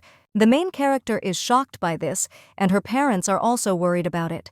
The young lady's brother just sighs heavily, and the main character thinks that she too didn't know that the Archduke would say such a thing. The young man just hugs her and says that he imagines a girl who has sworn to love him as much as he loves her until the end of time. Then he shouts for everyone to greet Lady Laria Sherwood. The young lady thinks that he did say he would announce it later. Everyone at the table claps and praises the Blackwell family. Laria thinks that in a word, Noctton has proclaimed her the future Archduchess. The girl thinks that the expressions on people's faces changed like pictures in a movie, and the emotions were different. The parents who simply could not believe it were a little scared, and Norman was clearly concerned about her safety. Someone was genuinely happy for the bright future of the Blackwell family, and someone else had an expression on their face as if they had hit the jackpot. But suddenly the young lady notices something strange. After all, this guy looks up and smiles, but when the main character raises her head, she immediately understands what is happening. She pushes the Archduke aside, and at the same moment, a chandelier falls onto the spot where he was standing. The main character ends up in the hands of the Archduke. The girl tells his lordship to protect the children, At this time, a guy comes up to them from behind and thinks that some woman jumped out and interfered with him, but he thinks that it doesn't matter. After all, he needs to take advantage of the situation and attack the Archduke, otherwise he definitely won't have time to react. The brunette only screams out Bernil's name, and then the knight does not let the villain do what he planned. The servant claims that he did not think that it would go this far. He asks for your forgiveness from his lordship. Bernil Taesbeg is the second in command of the Blackwell family knights, and he says he never imagined that someone would attack his master in such a way. The young man claims that he wanted to remove the weeds later because the preparation took a long time.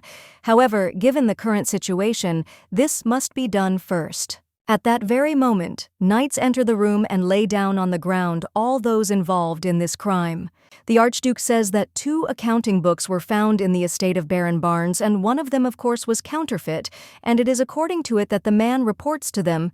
BRUNet says Earl Bradley also committed atrocities in the form of long-term tax evasion and drug smuggling, and the Marquis Franklin was involved in the slave trade and illegal arms trade, and others are also guilty of atrocities. Therefore, the Archduke says that the aristocrats who were supposed to set an example behave worse than any rabble, and it seems they have decided to finally hit rock bottom by making an attempt on the life of Lady Sherwood. The young man holds the main character in his arms, and the nobles ask how the guy dares to reproach them with this if he himself is not so pure. They also ask if he thinks that no one knows what a psycho he is who wants to kill everyone left and right. The Archduke claims that pride really destroys a person, and having decided to sting him even more, they went and gave themselves away. And since they heard the confession, the aristocrats will be punished to the full extent of the empire, bypassing the court. The Baron asks his lordship to wait, but Noctton only approaches all the other guests. He tells them to listen to him. After all, are the words of aristocrats really true if a person in his right mind decided to protect a psycho like him and even sacrificed himself for this? With your life. He tells the guests to always trust only their eyes, because thanks to them, people today were able to see that the Blackwell family is still as powerful as before, and they should also listen to their hearts, because only thanks to them will they be able to distinguish black from white. People immediately kneel and praise the Blackwell family and swear eternal loyalty to the family. A little while later, the main character opens her eyes, but the first thing she sees is her mother and brother. The blonde asks how the girl feels. Laria is hot and wonders what her family is doing there. And when she gets up, she sees a wound in my hand.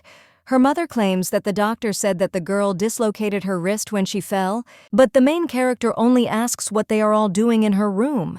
Then the father turns around and says that he is very disappointed in Laria. He also asks how the girl dared to tarnish the impeccable reputation of the Sherwood family. The main character asks what he is talking about and if she did anything that could tarnish the family's reputation. After all, if it is because of the engagement with the Archduke, then she can explain everything. The girl says that her father knows without her that if engaged people begin to live together, then this means... But her father does not let her finish her sentence and says that everything is correct, but he is more worried that she apparently did not even bother to think with her head before accepting the offer of the Archduke. The father asks if the girl thinks that with her knowledge of tea drinking and embroidery, she can marry a man from the highest echelons of power. And did she think at least a little bit? After all, aristocrats are not so simple. The father asks if the girl thinks that she can match the Archduke having no knowledge of his world, because first of all, society will destroy her, and then her family will follow. He tells the girl to stop acting like a spoiled brat and go home, and then orders his son to get the cart ready because they are leaving. Well, suddenly a voice addresses them and asks if he understood correctly that the guys want to take Laria. It turns out it's a baby. She screams that the girl is her nanny, and they won't move her from the meat until the baby gives them her consent to do so. Young lady's father just leans over to the little girl and says that he is glad that the young lady has fallen in love with his daughter so much. However, by law, he has every right to take her away from there. But the Archduke appears from behind and asks how long the man plans to hide behind the law and hope that he understands that he himself is breaking it. After all, the young lady's father has completely forgotten that Laria has made a contract with him, and the law, as I recall, states that in such a case he has no right to take her. And the girl has been there for quite a long time, but they only realized it now, so the guy asks if they are planning something behind his back, because if they wanted to return the young lady so much, then they should have done it on the day of her arrival there. And he was also interested in whether they were interested in what Laria herself wanted, because he had already understood that they did not do this, so he will take care of it himself.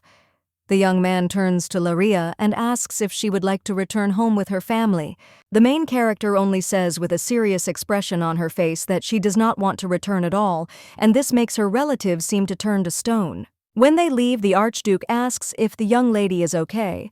The girl says yes and asks what happened and, more importantly, if the children are okay. The brunette says that the children are fine, and the girl does not have to worry about them because their protection was, and still is, the primary task of the knights. They failed to catch the organizer of the assassination attempt, but everyone involved has already been caught, so his capture is only a matter of time. The girl says that if so, then that's good. But the young man then apologizes. He says that if he had not introduced her as his bride and kept her close to him, then Laria would not have suffered. He gets up from his seat and says that since she suffered because of him, he will give her an indefinite leave so she cannot worry about work and have a proper rest. But the girl claims that on the contrary, it was he who saved her, because when she pushed him, the guy grabbed her by the waist and pulled her towards him. And if it weren't for that, the young ladies would hardly have been able to sit there and talk to him with a smile on their faces. But she will still think carefully about whether to forgive him for announcing the engagement without her consent. The young man ruffles her hair and says that it's enough chatter and the girl should rest, and it's time for him to work after all. Laria says that she seems to have embarrassed the Archduke because he ran away flashing his heels. Mikhail, however, turns excitedly to the young lady. Then the girl asks if the young gentleman is okay because he was probably very scared, but the boy only asks if Laria is okay. The girl tells him not to worry because she is fine. But then Jeanette turns to the young lady and asks her to tell her if she is on their side. The main character is a little puzzled by this question and asks what the girl means. The little girl says that she protected them from Molly, and today she even saved her father. Laria thinks that she finally understands why it was so difficult to win Janet over. After all, since childhood, she became the protector of her vulnerable brother so that no one could hurt him, and the 5-year-old child had to close his heart. Because all adults seemed as cruel to her as Molly, the main character realizes that as a child, she was the same as her, only she didn't have someone to protect, and the words flew from her lips before the girl had time to think about the answer. The blonde says that everything is exactly like that, and she will always be on their side. For Janet, this meant that she could now relax and not treat everyone around her with suspicion. And she can behave like a normal child because Laria protected them. The little girl immediately runs up to the main character in tears and says that she was very worried about her when she got hurt, and then they wanted to take her home. Laria thinks that perhaps deep down she wanted to be the person for Janet that she needed as a child. That's why she says she'll never abandon the kids. But a little while later, she is in the Archduke's office. The guy asks how she feels, and the young lady thanks him for his concern and replies that she is already better, and she thinks that next week she will take off the bandage. The young man claims that this is good, and he called her in order to talk about their engagement, because after the dinner party, many were interested in who the young lady was and how they met. But they can't be unprepared. The young lady claims that if someone hadn't suddenly decided to announce an engagement without asking her, then they could resolve this issue without any rush. But first, she suggests sorting out the separation clause. The guy, shocked, asks what she said and what she means by breaking up. But the main character only says that if one of them has a loved one, then for the sake of each other they can break up. The young lady realizes that just like in the novel, Noctton will definitely meet the main character and fall in love with her at first sight. But if then her existence will somehow interfere, then the guy can go against her, so it's better to prepare for everything. The blonde says that Noctton will be in a difficult position if he later meets someone he truly loves, so she would like them to clarify this point. The young man agrees and says that he understood, and after a little while the girl says that she thinks that this is enough. They refuse to go to the interview. She will fry the account of the first meeting. They have a script according to which they must speak. The brunette says that they have decided on that. But what about the nanny job now? They don't have a permanent tutor, and he thinks that it will be difficult for the young lady alone. The blonde says that everything is fine, and it is not that difficult to manage too, and she thinks that it would be nice if the Archduke changed his attitude towards them. The young man already asks what is wrong with his attitude. But the girl claims that when she first came there, the children were afraid of him, and if he was more kind to them, then the baby would open up to him. The Archduke asks what kindly means since he treats them so well. He always makes sure that they are dressed only in good clothes, and they fed them quality food. Laria says it's good in a material sense. She asks him to treat them more kindly than they do emotionally. The girl wonders if Noctton asked what the kids did today, and also whether he praised them for studying hard and offered to play together. The boy claims no and asks if this is a problem. And then the main character asks if it's difficult for him to communicate with children. The guy is silent for a while and then asks what he should do since he hasn't even spoken properly to any children. But the young lady tells him to start smiling. Noctton doesn't understand what she's talking about, and the girl says that if it's hard for him, then let him start by smiling while talking to them. After all, he probably never smiled in front of them, and that's probably why they're afraid of him.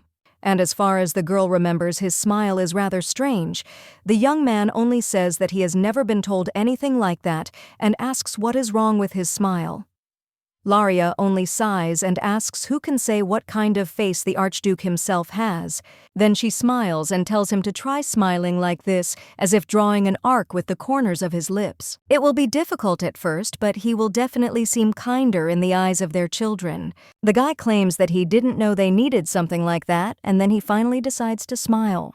And doing this, he asks if he can do it, but the main character is only scared by such a smile. She thinks what to do because this grin is even worse than the one she saw at the reception.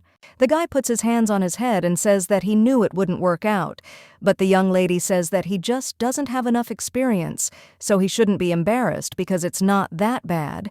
The young man asks when he was embarrassed, and the girl replies that she must have misunderstood. After that, they tried it again, and Noctton agreeing to practice smiling was a bit of a surprise to the girl. The young lady thinks that he must also have a desire to be affectionate with someone.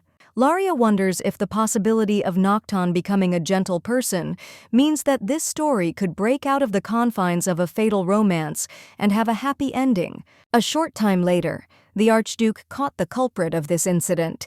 He claimed that the decoration on the Viscount's neck must be an excellent collector's item. And although this is a Viscount's estate, there are as many precious stones as if it were an emperor's palace, and he must have worked hard to collect them. Or more accurately, it would be better to say that he worked hard stealing military supplies from the Archduchy and selling them to the enemy. He throws the jewelry in front of Viscount Waldman's face. The young man asks what the ex-duke is talking about. After all, he will have to answer for all this, and how can one act like this without having evidence?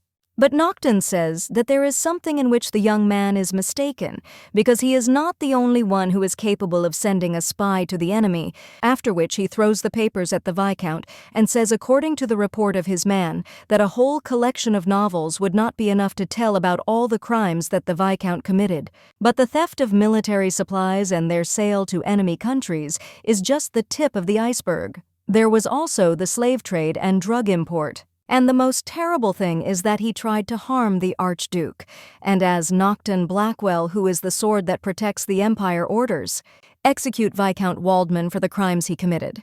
The man only smiles as he lies on the ground and says that the Archduke is truly ridiculous. After all, he acts as if he's punishing a criminal, but in reality he's taking revenge on him for trying to kill him, and they both know what this whole masquerade is all about. Waldman asks how the one who carries out personal vengeance under the guise of the law and presents a ball to the neck of an enemy in the middle of the night differs from the one who is united by money and power. But the Archduke only tells Bernil to hand over the sword and then claims that the Viscount is only a loyal pawn of the imperial family. But the man asks if the Archduke thinks that all this will end when he dies. The guy screams furiously that the Blackwell family will go and his will be fulfilled. When the main character swings his ball, the Viscount's last words are a glorification of Emperor Gunton. A little while later, the knight walking down the corridor thinks how much time it will now take to sort out the Viscount's possessions and property. After all, their master works so much, but he does more and more.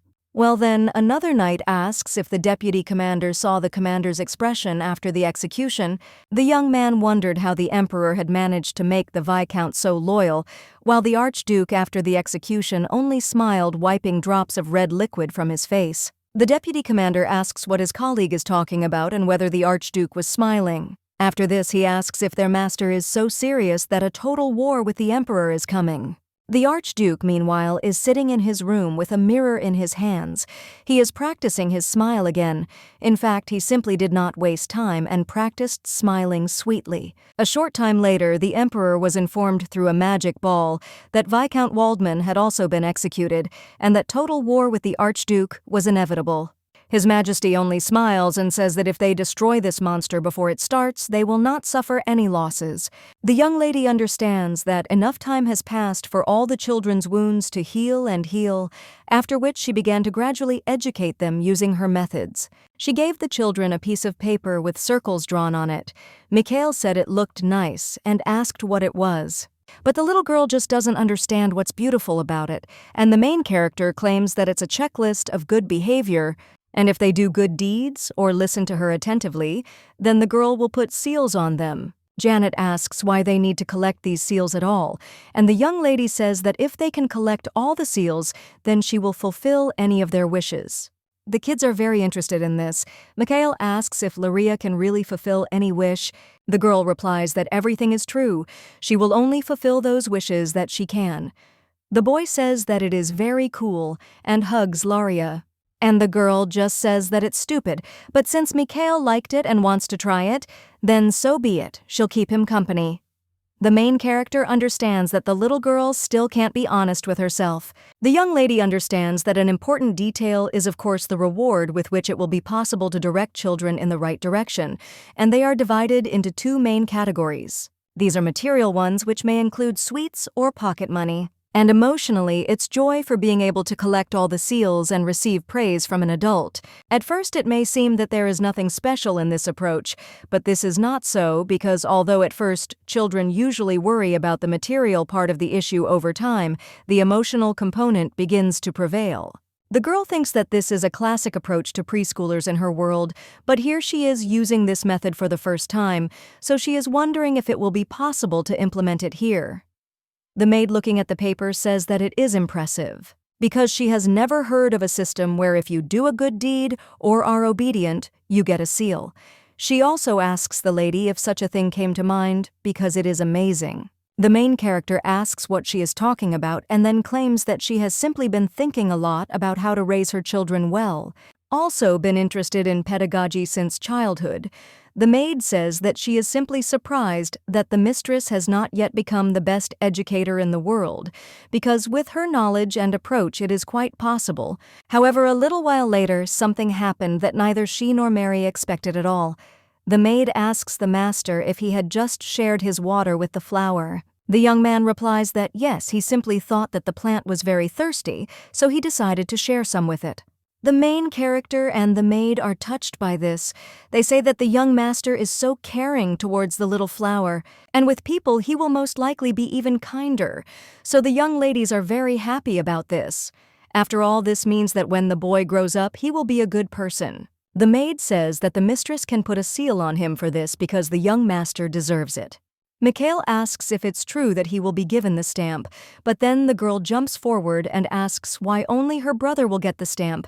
The blonde thinks that she did not foresee this, and if she puts the seal only on Mikhail, then Janet will most likely be upset. But if she doesn't deliver, then it will be unfair, because the boy fulfilled the conditions she set. Therefore, the girl says that she will put one seal on the young master, and the boy is very happy about this. And the little girl asks why he alone will get the seal since she wants it too. The main character strokes her head and says that she will put a seal on the young lady when she fulfills the conditions for receiving the seal. The little girl pouts in response to this, but a little while later she approaches Laria and claims that she is also watering the plants, so she should also get a stamp. The maid asks if the girl watered all the plants in the mansion, and the main character thinks that she doesn't know if this is due to the fact that she is older, but the girl seemed to be deliberately trying to outdo Mikhail's actions in scale. This is certainly an unusual approach to the matter, but it is certainly a kind act. Laria says that the young lady will put a seal. Then the girl is very happy about this seal, and the young lady thinks whether she made the right decision because she already doubts that it was worth entering this checklist. A little while later, Michael was eating his cookie, but suddenly he noticed another boy looking at him as if he also wanted this treat. Then Michael approached the baby and told her that the boy was probably hungry, so let him take it. His father approached and told the master that he could not take it because he was a simple servant. But Mikhail insists that everything is fine and that the boy should not be afraid and that he should rather take it because it is a gift. The two bowed to the boy and thanked him for such a generous gift. But a little while later, Janet was already knocking on this boy's door. And then she pointed to the ear behind her and claimed that it was all for him. The main character understands that in the end it all turned out to be a competition for the extraction of seals. The boys competed with each other, and the girl thought that it seemed like they wouldn't stop until someone emerged victorious.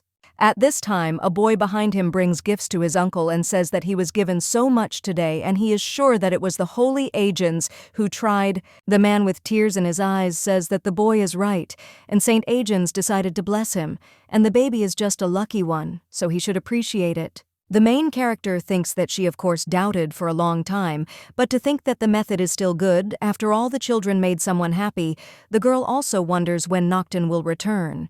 And a little while later, the servants were already greeting their master. The main character had already observed the reaction of the kids. Mikhail greeted his father, although his voice trembled a little. But the girl understood that there was progress after all. Now Mikhail no longer cried from fear at the sight of Noctton. The Archduke asks if everything was okay, and Laria says that everything was okay with the young lady and the master. Then the guy asks how things were with her. The main character doesn't understand what he's talking about. And the young man repeats and says that he asked if everything was okay with Laria. The girl understands that he returned from a long business trip and first of all asked if everything was okay with the nanny and not with the children. But then she realizes that to everyone else they are engaged, and the guy probably asked out of concern for what others would think. The young lady claims that she is grateful to him and that she has lived well. Then the occupant says that it is clear to him and leaves. Janet then suggests that Laria return to their game, and with a smile on her face, she tells the main character that they can continue the fun game with the checklist. The blonde thinks that the Archduke has been gone for quite a long time, so he will be busy with accumulated affairs for some time and will probably call her later. But 30 minutes later, she was already in the young man's office. The main character was wondering what had happened and why she had been called and without children to boot. Laria thought that he needed to sort out his business first, but then seeing how the guy's hands were shaking, he thinks he is a little nervous, but the young man then begins to speak and states that he wanted to say something first. That he had not forgotten her request. Laria asks what request he is talking about, and the young man asks if she has already forgotten and if she had not asked him to practice smiling. The main character herself can't help but smile, but then immediately covers her mouth so that the Archduke doesn't notice. But the young man only angrily asks if he is in her opinion funny. The young lady claims that nothing of the sort, and the young man is right, because she really asked him about it. Laria realizes that she almost forgot about it because of all the fuss with the seals, but it is his remark about not forgetting about the request that is so similar to Noctton. The girl says that she is glad that the young man did not forget about her request and asks how much he trained. The guy claims that she will understand when she sees it, and the young lady thinks that this is a strong statement, so she tells him to show what he has learned. Then the young man smiles, and the main character looking at this is a little embarrassed. The girl thinks what happened during this time because no matter how much Noctton was to her taste, this is too much. The guy asks what's wrong with the young lady, and the girl just looks away and says that he really tried hard and she's impressed, and in her mind she wonders who knew that his smile would make her heart skip a beat. At this time, the main character rises from his seat and approaches the young lady. The brunette takes her by the chin and asks if he could have taken this request lightly. The main character is even more embarrassed by this and then tells him to let her go. The Archduke does so and then asks if his smile has improved. The girl says that she is really surprised and that this natural smile suits Noctton very well, and if he practices a little more, he will become the best smile in the Empire. And judging by the fact that he was able to show such a gentle smile, the guy must have really been training tirelessly. The young man just turns around and says that not really, but the main character asks his lordship why he looks away. Then she claps her hands and says that in any case that is enough and now it is time to move on to practice. The young man asks what she means, and the main character says that he is not going to show this beautiful smile only to her. After that, she tells the children that now they will go to meet his lordship because yesterday he returned from a business trip and probably missed them very much. Mikhail asks if they cannot go, and the little girl says that she does not want to and will not go either. The main character thinks that she is taking the children to the dentist. Therefore, the girl claims that his lordship simply wants to see them and she will go with them, after which she asks if the kids agree. The boy says he believes the young lady and Janet cries out that she will go too. A little while later, they are already at his lordship's door when the main character opens the door. The kids are a little surprised because they see a table full of sweets and the Archduke is sitting next to it. He tells the children to sit down and the kids do so, and the main character sits down next to them. The Archduke asks how they are doing and if the kids are doing well. The boys are a little shocked by this because they did not expect such a question. And the main character whispers that everything is fine and he just has to do it a little while ago. When she was walking with the Archduke, the young man said that he did not understand what would change if he changed the kerosene lamp to a magic one. After all, no one who came to this office ever pointed this out. The girl only asked if anyone would dare to make such comments in his office. Therefore, he should read to himself and try, and also not forget to prepare tea and sweets and cookies and warm milk, which they both love, are a must. The man asks what all this is about, and isn't it nice to be in an environment where you can focus on the conversation? Laria says people tend to feel closer to another person when the conversation is over a delicious meal. Now, Michael decides to answer his father well. He is a little nervous. Then Janet decides to help her brother and says that they lived well. The Archduke says he understands and then claims that he has prepared this table of sweets for the boys, and they can eat as much as they want. The main character asks the young master and young lady what to say at such moments, and the kids immediately thank their father. And then with joyful smiles they eat sweets. The main character only smiles. A short time later, the babies are lying on the floor with full bellies. Janet claims she can't eat anymore. And the main character asks if they had fun today, and if they enjoyed the conversation with the Archduke. The kids remember how their father, with a smile on his face, suggested that they sit like that again later. That's why Mikhail now claims that it wasn't that bad, and the girl adds that their father wasn't that scary. The young lady thinks that this is not bad, and asks if they would mind if the Archduke suddenly offers them to spend time with him again like today, or more precisely, if it will always be like this. Janet claims that she is not against it, and the boy only nods his head. Then the main character is happy because not everything is lost, and if the children are completely closed off from Noctton, it would be more difficult. Although most likely they were waiting until recently for the moment when their father would become warmer and kinder to them. Laria remembers her past life where she was bullied and humiliated, but then she shakes her head and thinks that it's enough to remember because it's all long gone. The girl looks at the baby and thinks that the reason she wanted to become a kindergarten teacher was because she wanted no other child to be alone and go through the pain that she had to go through. Laria thinks that she will do everything to ensure that children can grow up in love and care and will never let anyone hurt them. A little while later, the young lady in the Archduke's room suggests that they try hard today as well. The young man claims that she is abnormally energetic today, and Laria says that she is, and suggests that they begin. When the girl realized that everything was going well, she offered Noctton to teach him how to handle children, because this is also part of the nanny's duties, although many keep silent about this because they do not want to add extra problems to themselves. But today the young lady has to teach him how to carry children and hug them properly. But when the girl looks at the Archduke, she is surprised and cries out, "Why did he lift the bear like a sack of potatoes?" Noctton asks how else to lift it. Then the main character tells him to watch carefully. After all, you need to lift the bear not like a sack of potatoes or a simple object, but as if he had a real child in his arms, and the guy should hug him, and also press him to himself, gently supporting his back and butt. The young lady shows how to do it, and then hands the teddy bear to the Archduke and says that it is his turn now, and that he should repeat after her. And also, if Noctton wants, she can show it again. The blonde thinks that Noctton usually only dealt with knights or subordinates, so she thinks that this is new for the guy. After all, given the specifics of his work, he could hardly see how to properly treat children, and the Archduke tries very hard, so this is commendable. Well then, the young man just asks if he holds the bear correctly. The main character replies that he did much better than before. But because it is unsafe, he will hardly be able to hold the child like that. Then the girl gets a brilliant idea. She stands behind the Archduke and shows him how to hold the teddy bear correctly. But then she notices something strange and wonders why Noctton was shaking so recently.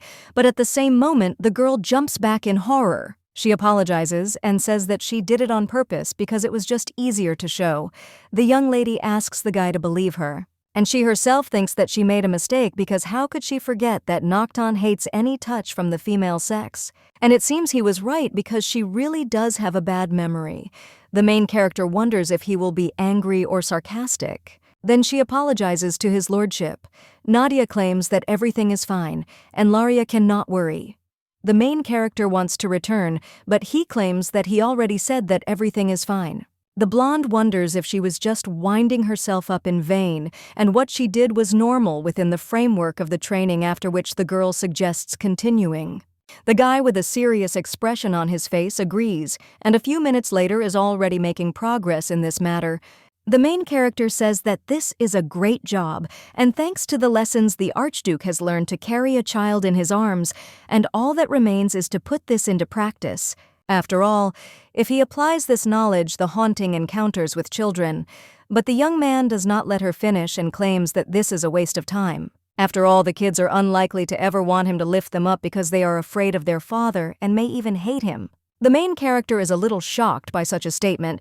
She says that everything is not like that at all, and they ask if the guy has really managed to forget how good it was for them together that time. But later, Laria talked to the children, and the kids said that they liked it, and they also wouldn't mind spending more time with his lordship in the future. So the young lady takes the guy by the hand and asks him to cast aside these doubts. It's still too early to give up. The Archduke is a little inspired by these words. The guy claims that he must have looked pathetic in their eyes to the young lady if he decided to give up so easily. The main character waves her hands and says that it is. But they have a special relationship, so the Archduke may not worry so much. The guy asks what special means. And Laria replies that they have a fake engagement, so their relationship is special. Noctton, with some disappointment, says that it is so. The girl thinks that she is very glad that the guy went to meet her and decided to improve relations with the children. And the young lady thinks that if Noctton knew that this was being done for everyone's happiness, he would try even harder. After which the young lady suggests trying only another time because that's enough for today. But when the girl is already preparing to open the door, the young man grabs the door handle. He asks the young lady to let him take her. The blonde wonders if the guy is doing this again.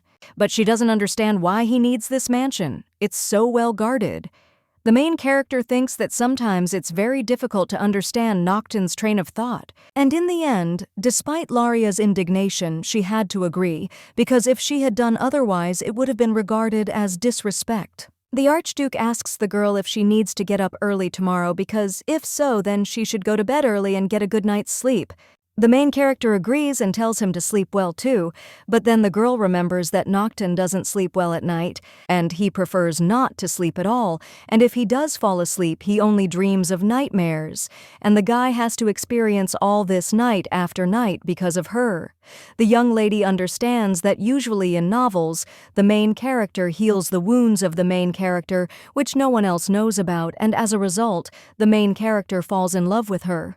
And then a happy ending awaits them, but the girl decided to go a different way, so the main character not only falls in love with the main character who saved him, but also becomes obsessed with her and kills everyone who comes even a millimeter closer to her. The young lady understands that because of her selfishness, she has burdened the young man with such torment, and she is very sorry, so now she is simply obliged to do something for the Archduke. The main character turns to his lordship, to which the young man turns around and asks what she wanted. But Laria says that it's nothing special, and she wants to put the Archduke to bed, so the girl asks if he doesn't mind. The guy is a little shocked by this statement and asks how the young lady knew that he had problems with sleep. After all, she is a lady who takes sewing lessons, reads, and participates in tea parties, and has the education to diagnose adult insomnia. Laria says that is not true. And the guy just drinks lavender tea every night. It calms and relieves pain. After all, it is a desperate ingredient that is often used for sound sleep. And there is a book on insomnia on the bookshelf in his office, and the girl just assumed this based on all this.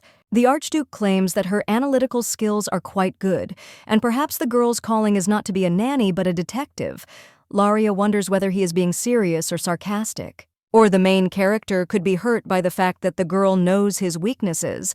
The young man says that no one has ever managed to cure insomnia. He is quite curious about how the young lady is going to put him to sleep, and then tells her to follow him. A little while later, being in his room, he claims that he will leave for a short time to change clothes. The main character agrees, and she thinks that a man's room that smells so nice is a rarity. But the main character's room also turned out to be a palace, but compared to this one it was quite spacious. The guy turns to the young lady and asks if she has looked at everything. When the girl turns around, she sees the Archduke in a robe. The young lady is a little embarrassed by this, but then she thinks that she should calm down after the brunette lies down on the bed. The main character says that she will sing him a song.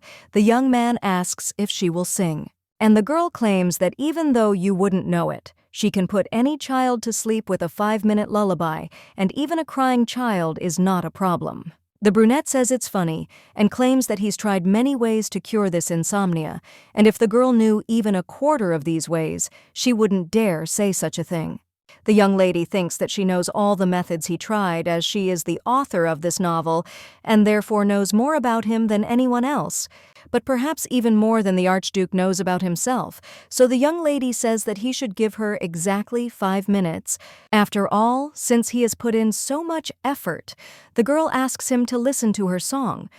Well, if he still doesn't like it, then he can throw her out the door. Laria thinks that she wants to help as much as she can. She understands how painfully Noctton lived all this time.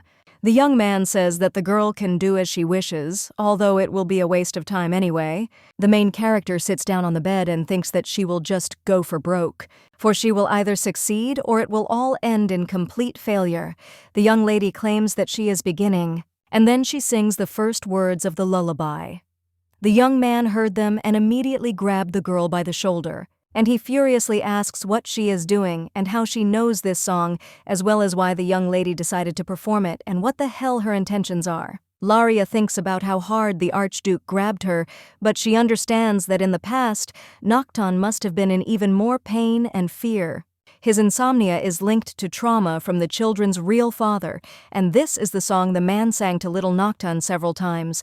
In other words, this is all an adventure, and then he will either remember good memories and fall fast asleep, or on the contrary, go crazy. The girl understands that she first needs to calm the young man down and asks what the guy is talking about and what intentions he has in mind. After all, it's just a folk song that was popular in her area. Noctton asks what it's about. And Laria says that adults often sing it as a lullaby, and she heard that this song was spread by a wandering singer who came from far away. The young lady asks if the Archduke has heard this song too.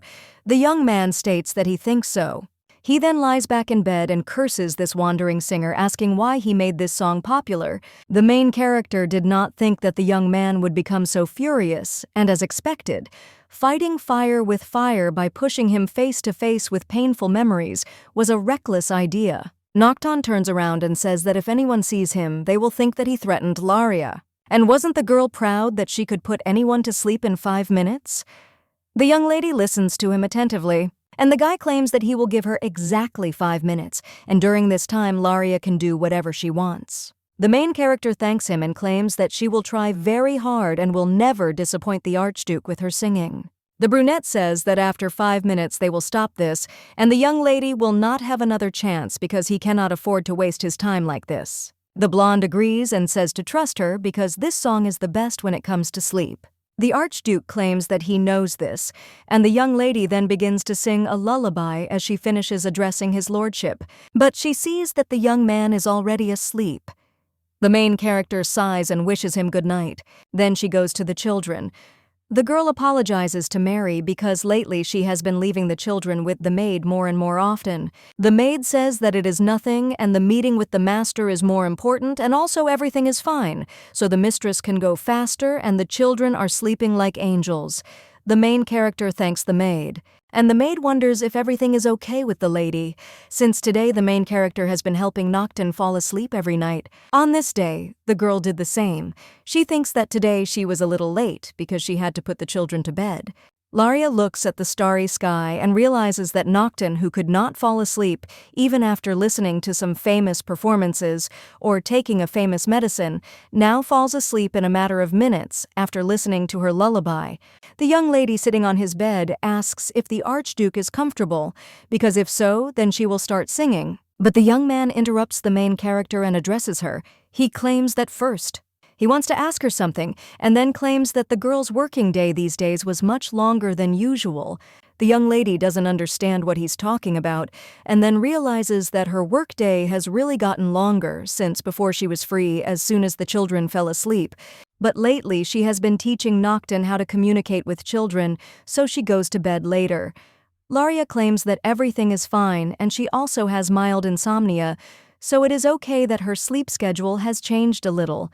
But the brunette says that this is not normal because what will happen if she faints from overexertion? He wouldn't want people to gossip that their servants are being driven to exhaustion here. The blonde thinks that this is not such a difficult job, but the young man claims that from now on, the girl can start work 2 hours later. And now she will work from 9 in the morning. The Archduke also asks not to make him repeat this again.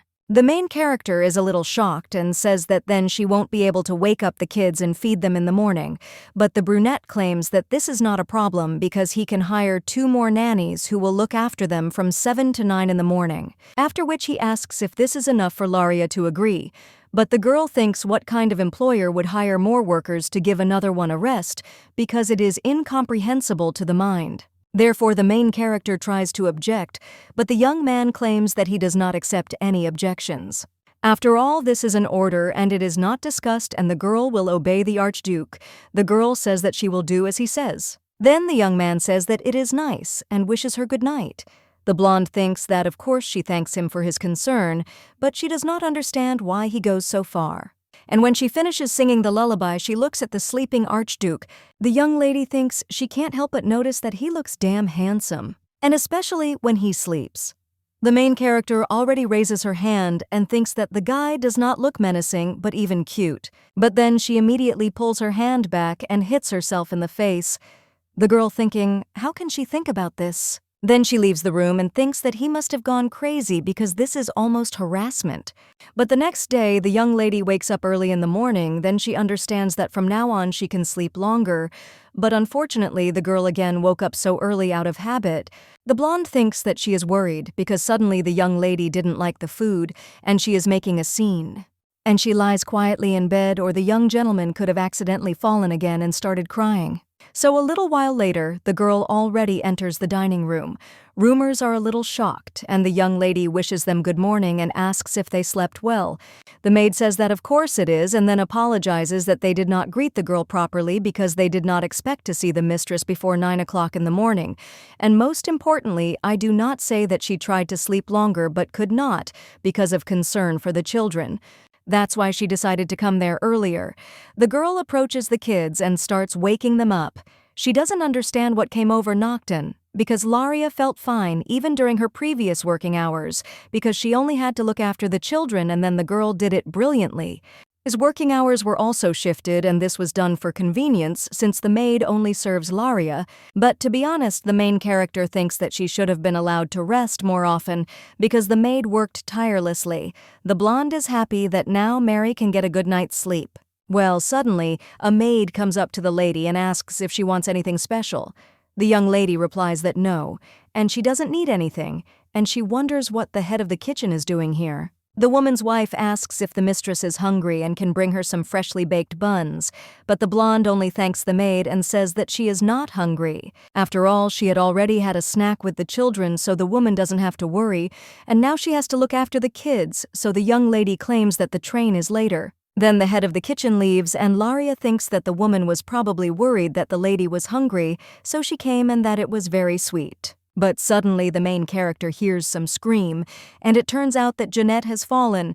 The main character immediately runs up to the little girl and cries out if she is okay. The girl says that everything is fine, and the young lady does not have to worry. The one who was the culprit of this incident apologizes and says that he is really sorry because of these papers, he did not see the young lady. And also, the girl cannot worry about the papers because the deputy commanders of the Knights will pick them up themselves. The main character thinks, what kind of deputy commander of the Knights is this? But when she raises her head, she sees a young man who extends his hand to her. He greets her and claims to be Bernil Teisberg, the second in command of the Blackwell family Knights. He also apologizes for his subordinate knocking down the young lady. The girl thinks that she is hearing this name for the first time and believes that this is their first meeting. The young man claims that he has heard a lot about the lady, and they also saw each other from afar at the banquet. But the chance to talk in person came only now. The main character thinks that she does not remember this at all, and it seems that at that moment she did not care about the people around her. The knight says that after her heroic rescue of the Archduke, he became very interested in the young lady, and in fact the guy heard that the lady was involved in inappropriate behavior. But now, having seen her in real life, he realized that this is not so, and he does not think that the girl would even dare to touch a bug. The blonde just thinks what nonsense he is talking about and claims that the guy is absolutely right, and she thinks that he is truly cruel to bugs and insects. There can only be knights like them. The young man apologizes if he offended the lady and claims that he simply wanted to believe the girl is different from the one he imagined based on rumors. He hopes that the blonde is no longer angry because the young man would not want to incur the wrath of the future Archduchess Blackwell. Laria says that it is good that he apologized and the future Archduchess forgives him, but in her thoughts, she wonders if the knight decided to make fun of her. The deputy bows and says that he thanks the future Archduchess. The girl's wife asks why he is here and whether he came because of her. The brown-haired man claims that everything is correct. The butler asked me to tell the young lady to come to his office later and also said that he wanted to discuss something with her. The blonde agrees and says that she will visit him a little later. The knights bow and say that it is time for them to go, so they wish the lady a good day. The blonde thinks that the guy just talked nonsense and left. She also wonders if the young man really didn't like her and decided to show his dislike in this way. When the guy leaves, he turns around to look at the young lady, and he realizes that Laria Sherwood, without thinking, hugged the young lady, who only recently got her dress dirty, and if the girl were an average aristocrat, she certainly wouldn't do that because she would hardly want to get her expensive dress dirty. And the girl responded to his caustic jokes with dignity, and she is also friendly and patient. But for now, the guy says that it is too early to draw final conclusions, and it is worth watching for a while longer. A little while later, the main character knocks on the butler's office. Simon asks if the young lady has arrived.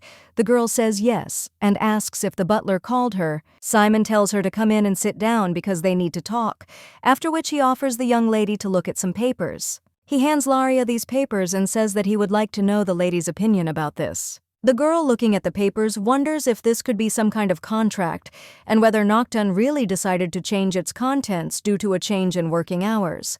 But then the main character sees that this is not at all what she expected. In truth, this was not the first time Simon asked her opinion. He asked Lady Sherwood if she could look at some papers, because this time they would be meeting important guests from the southern part of the empire, so the butler wanted to talk to her about the dinner menu. The girl understands that it is not so difficult, so at first she helped him, but since this happens over and over again, she feels a little awkward, and recently the girl has been busy with other things, so she has not paid much attention. But now she has a furniture catalog in her hands, which contains a chair and a tea table in a set. The girl does not understand why the butler asks her about this because this is a whole redevelopment. She places the catalog on the chair and then turns to the butler. The young lady claims that she is still the Archduke's fiancée, not the Archduchess. And it could also happen that his lordship changes his mind and calls off the engagement. That's why the main character thinks that it's too early to adjust the interior of the mansion to her taste. The butler claims that the lady is right, but tries to object. The young lady thinks that, hey, it's a pity in front of the servant, but this is a fake engagement. So the girl says that if this is all that Simon wanted, then she will probably go, and the butler cries out that there is something else. And then he states that the room she used needs some repairs, and he thinks that the young lady will need to use another one for a while. Laria asks what needs to be repaired in her room since there were no problems this morning. The man says that the beams on the ceiling have been gnawed by mice and it is dangerous, so the young lady should not enter the room for now. The girl thinks that Simon is not a good liar. The main character asks where this temporary room he is talking about is, and the man says that he will take her there right now. But when they come to this room, the girl thinks that she knew it, because the renovation was just an excuse to move her there. The butler claims that since this is how it happened, she can now use this room for a while, and the young lady asks if it is really only for a while. Simon says with a smile that this is true, but the girl understands that she sees right through him. Therefore, the girl claims that she did say, but she will repeat that this room is too big for her, so she asks if they have a smaller one. The butler claims that they do not, and unfortunately, all the other free rooms are also being renovated. The young lady claims that first of all, she is an employee of this mansion, and only then the bride of the Archduke, and moreover, this room is much larger than the one that belongs to the children she serves, and the girl is not the owner of the bay window, and therefore cannot live in such a luxurious place. The butler claims that he understands her perfectly, but does not understand what to do, because this is the only free room in the mansion at the moment, and they will try to finish the renovation as soon as possible, but the main character stays with him and claims that there is a free room. The man says that this cannot be and asks which room she is talking about. A little while later, the main character enters the maid's room with a smile on her face. The blonde greets Mary and says that they are now neighbors, and the girl hopes that they will get along. The maid only asks how a lady can live where she does, but Laria asks Mary not to say so since they both work in the mansion. And all the empty rooms are being renovated now, so nothing can be done. Then the girl asks the butler if this is true. The man approaches the main character and asks if she is serious about sleeping with the maids. The girl replies that she is and asks him not to belittle the maids because she is the same worker of the mansion as they are. But the butler then claims that as the only daughter of the Earl of Sherwood, she simply cannot do this. And also as the future mistress of the Archduchy of Blackwell, the butler tells the young lady not to choose this room. He claims he was wrong and asks the girl to return to her old one. Laria only says, "What is he talking about? Mice have gnawed the beams there." Sluha, having given birth, bows down and says that their craftsmen have golden hands, and now the repairs are probably already finished, so he asks the lady to come back. The main character, thinking why did he lie to her at all if he got caught so quickly, it seems to her that it is not easy for a man, so she should stop teasing him. After that, the girl agrees. She apologizes to Mary and says that it turns out that they won't be neighbors after all, and the main character tells Zion to raise his head. The maid says that everything is fine. A little while later, the young lady is already lying in her room. She does not understand why the butler is behaving this way. After all, this room is magnificent and several times better than the one she has at home, and this room cannot be compared with the small studio apartment she lived in before. The young lady thinks that she has given Simon a firm refusal, and in the future, it seems this will not happen again. A little while later, the main character asks the maid if what she just said is true. The maid claims that, and she doesn't know why, but after her arrival, the hostel for the Out Loud was completely renovated, and the conditions became much better. Laria thinks that it seems Simon was afraid that he would go there again. But suddenly the main character hears two maids gossiping. One of them claims that this has been going on for 2 weeks, and that it was the same yesterday. Another maid asks if her colleague is serious and if this has been happening every day for 2 weeks, because if so, then there are serious passions there. The blonde thinks about what they are talking about, and it seems that the girls are gossiping, so there is no need to listen. But when she is about to leave, she hears that the Archduke and his bride secretly meet every night. And this is definitely true love, and the rumor that they fell in love at first sight turned out to be true, and it's very romantic. The main character is shocked and thinks that everything is not like that. But this can make you go crazy? This girl should have foreseen this because engaged men and women see each other every night. And it would have been even stranger if the rumors had not appeared, but now the girl understands why the servants became so nice to her. That's why Simon kept asking her opinion and even tried to move her to another room. The blonde realizes that they have got it all wrong. She puts her hands on her head and doesn't know what to do. The maid asks if the mistress is okay, and then turns around and says that she will teach these maids a lesson right now. But the main character grabs her hand and says that there is no need to interfere with this. After all, she doesn't want to make a fuss. The main character thinks that this is a serious misunderstanding, but they are not spreading rumors out of malice. The maid just continues to gossip. One of them claims that she was very afraid of the owner, but he turns out to be such a romantic, and she also wants to have such a hot love.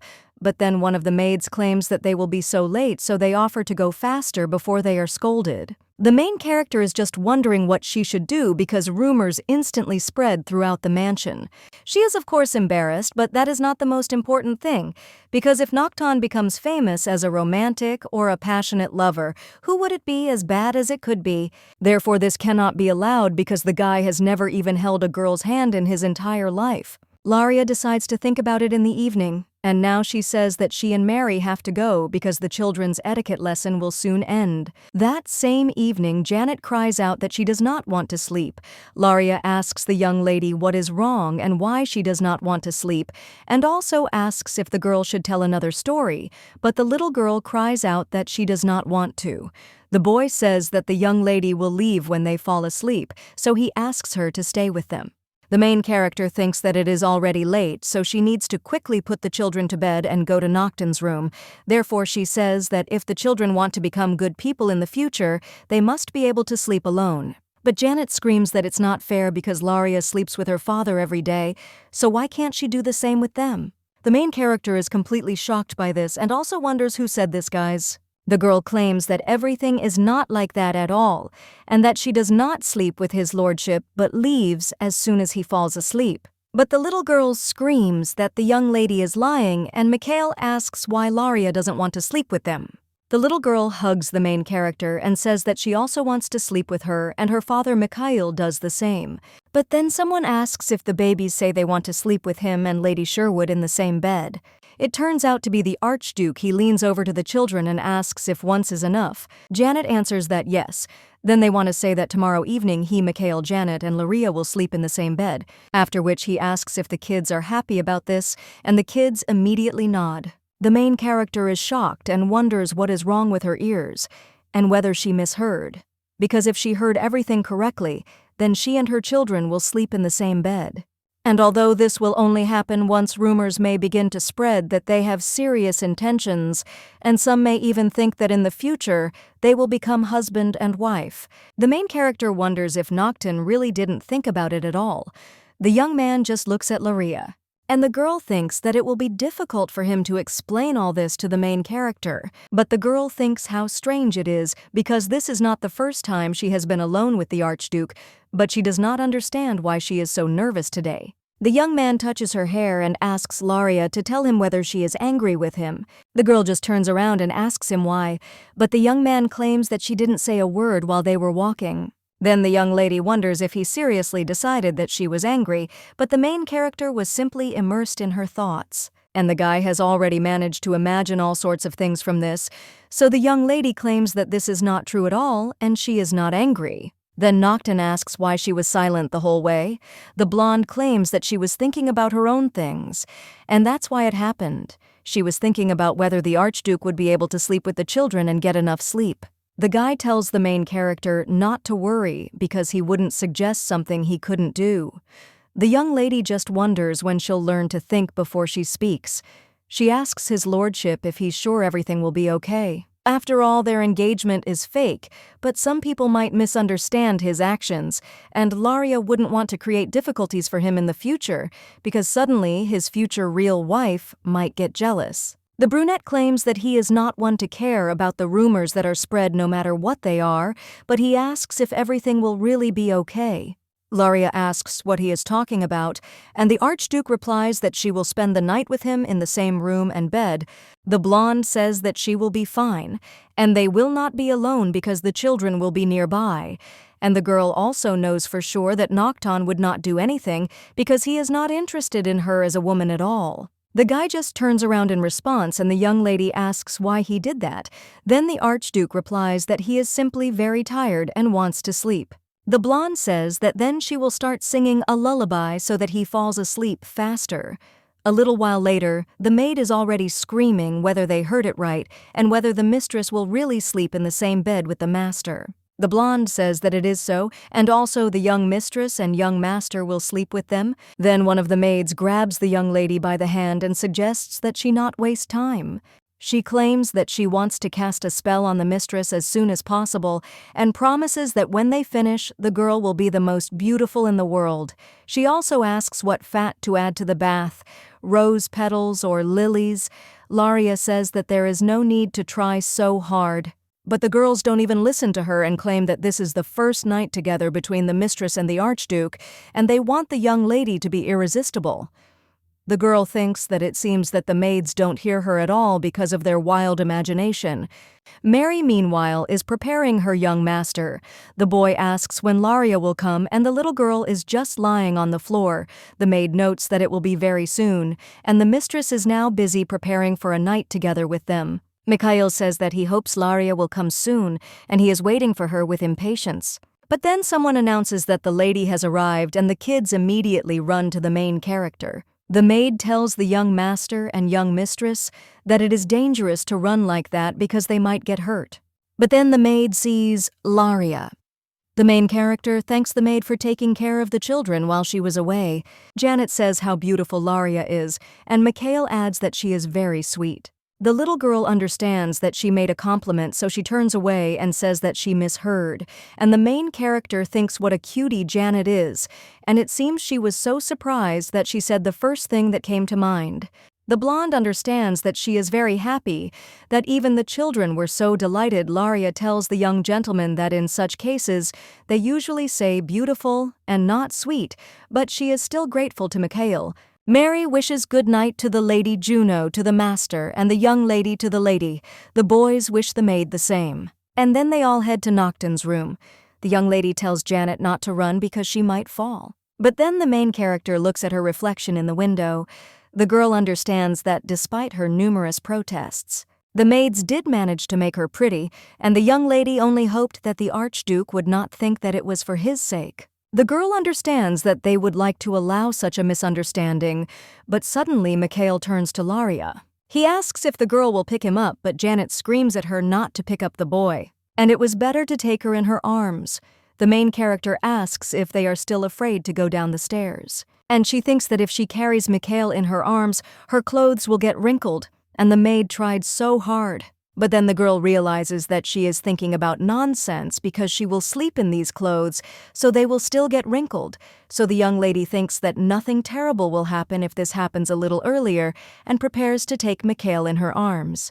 But suddenly someone else takes the boy in his arms. It turns out to be the Archduke. The main character wonders when he came, but she understands that something completely different is more important now. The brunette says that he heard a noise and decided to look out and saw that the boy was asking to be picked up by Lady Sherwood, and didn't he tell Mikhail not to do that?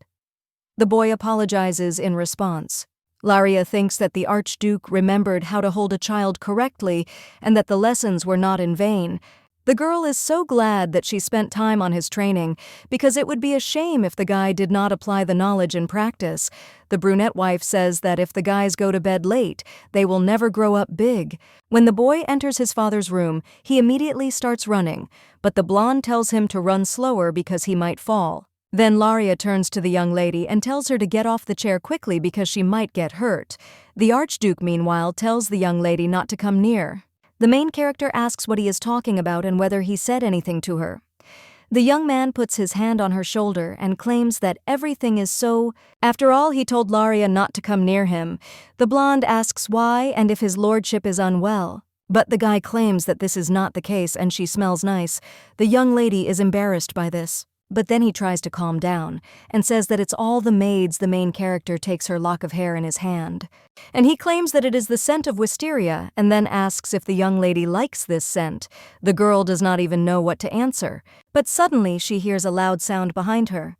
The main character immediately turns around and excitedly calls out to the young lady. But when she turns around, she sees that the girl has broken the vase and screams at me asking if she is hurt. The girl says that the baby seriously can't be left unattended for even a second and suggests that they finish playing because they came to sleep, so it's time to go to bed. The baby says that then she will lie down next to Laria, but Mikhail says that he wants to be with her too. The young lady tells them not to quarrel. A little while later, they are already lying in bed, and the main character is wondering how this happened.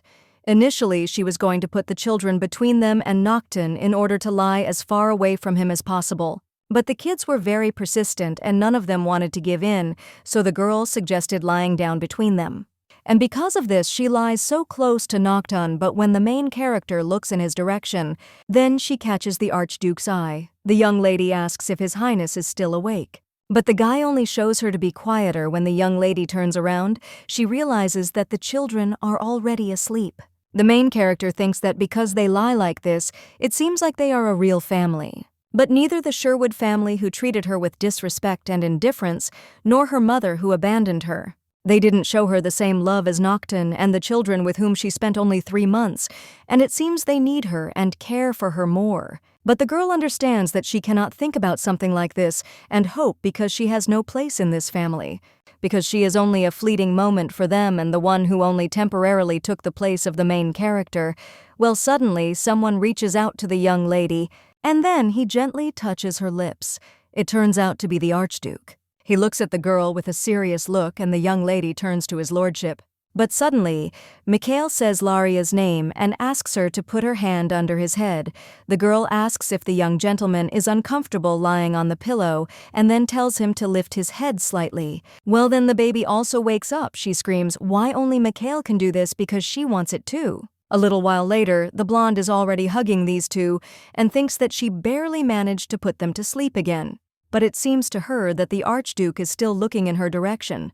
The young lady understands that he touched her lip as if telling her not to bite it. And it was so sudden that the young lady now feels awkward meeting his gaze, and she doesn't understand how she will look him in the eye tomorrow. The next day, the girl wakes up and then gets out of bed and sees the Archduke. She turns to his lordship and says that it was still early in the morning that the girl asked what he was doing. The young man claims that he ordered breakfast to be brought because he was too tired to walk to the dining room. The main character thinks that he doesn't look particularly tired and that this is really breakfast in bed, but the girl doesn't remember rewarding him with romance. The main character thinks that it seems she is slowly learning to expose him for evading answers and lies. After which the girl tells the young lady and gentleman to wake up because it is time for breakfast. When they finish eating, the main character says that they must have caused a lot of inconvenience, and the young man only asks what kind of inconvenience. The blonde thinks that given his taciturn nature, such an answer suggests that everything was not so bad. Then she claims that they will go soon, because the children have a lesson scheduled. After which the girl leaves, leaving the Archduke alone with his thoughts. The young lady realizes that if everything was going quite well for Noctton, what about her, since her hands were full with the children who were fast asleep, and the first person she saw upon waking up was Noctton. And the main character opens the door and thinks that when they had breakfast together, the girl felt like a part of this family. The maid turns to the mistress and asks if she had a good time. The main character thinks that, frankly speaking, yes. Well, she says with a smile on her face that it was all for the sake of the children. So he asks why Mary asked about her condition in the first place, but the main character is thinking about something completely different because she really liked it. But then she asks her grandfather how they were having this night. Mikhail claims that it was just wonderful to sleep together. Laria Janet and her father and the baby says the bed was very big, but then the boy asks the young lady when he and his father will get married. And when the girl becomes their real mother, Laria thinks that's what they're saying now. But with the appearance of the main character, they will forget about her and will call her mom, and when will this happen? Then the blonde will be able to leave them with a clear conscience. Hello, the children will not be sad and will quickly forget about her because they will get used to the main character. But the girl doesn't understand why this thought hurts her so much. She just laughs awkwardly and says that, to be honest, she doesn't know. The kid asks why she doesn't know, and Janet screams, asking the same thing. The young lady pats the boy on the head and apologizes, then claims that she will definitely tell them the reason later. She understands that sooner or later, even if she doesn't want to, she will have to tell them the truth. Several days have passed since that day, and after they slept in the same bed, nothing has changed. The kids asked Laria to sleep for another 5 minutes, but the girl told the young lady that if she did not go to bed early and get up early, she would not be able to grow up healthy. Then she tells the young gentleman that his hair has become disheveled while he was sleeping, so she offers to comb it quickly. The maid just watches all this, and then she claims that she knows that it is rude of her to say such a thing to the lady. But she asks if the young lady should start taking more care of herself, because she works hard from early morning until late at night, completely ignoring her sleep and health. The maid asks why the girl doesn't give herself at least a little rest. But the main character claims that everything is fine, and Mary doesn't have to worry because she feels good. And what's more, she is very happy, but the maid only grabs her mistress's hand and claims that she knows very well that the young lady cares very much about the young mistress, young master, but if she doesn't rest, she'll eventually just collapse from fatigue, not to mention health problems, but the girl claims that she's really fine. Mary says that no, and from this moment on, the mistress should rest more often, and she doesn't need to worry about the children because the maid will look after them herself. And a little while later, the young lady is already sitting on a chair. She understands that she has been sent to rest again. And because of idleness, she again thinks that one day the children will forget about her, and she won't even be able to see them. But the girl can't understand why they are doing this because she has often gone through this in the past. As a kindergarten teacher over the course of several years, she said goodbye to many children whom she had known for many years. Then these children also gradually forgot about her, but now the girl does not understand why she is so sad. At that moment, 2 kids run into the room and ask Laria what she was doing. The girl understands that when she thinks about Janet and Mikhail forgetting about her, and she will not see them again. It's just heartbreaking, and the young lady has tears in her eyes. The maid turns to the young mistress and the young master. She asks them to come to her quickly because the mistress needs to rest, but Janet claims that she wants to play with Laria, and Mikhail says that he wants to show her something. The main character tells Mary that everything is fine and then asks the young master what he wanted to show. The boy just giggles and then shows that he has collected all the seals. Laria says that he is a great guy, and the kid claims that he tried very hard, but Janet is indignant and asks what her brother did to be considered a good guy and collect these seals easier than pie. But the girl says that since Mikhail collected all the seals, then she promised to fulfill one of his wishes, and then asks what the young master would like. The girl understands that Noctton constantly spoils them, so it is difficult to even guess what he would like. And maybe the boy will suggest having picnics more often, and lying down will want her to allow him to eat tasty things every day. But the boy just points to his lips and says that his wish is a kiss? The main character asks what he is talking about, and the boy replies that he wants Laria to kiss him on the cheek.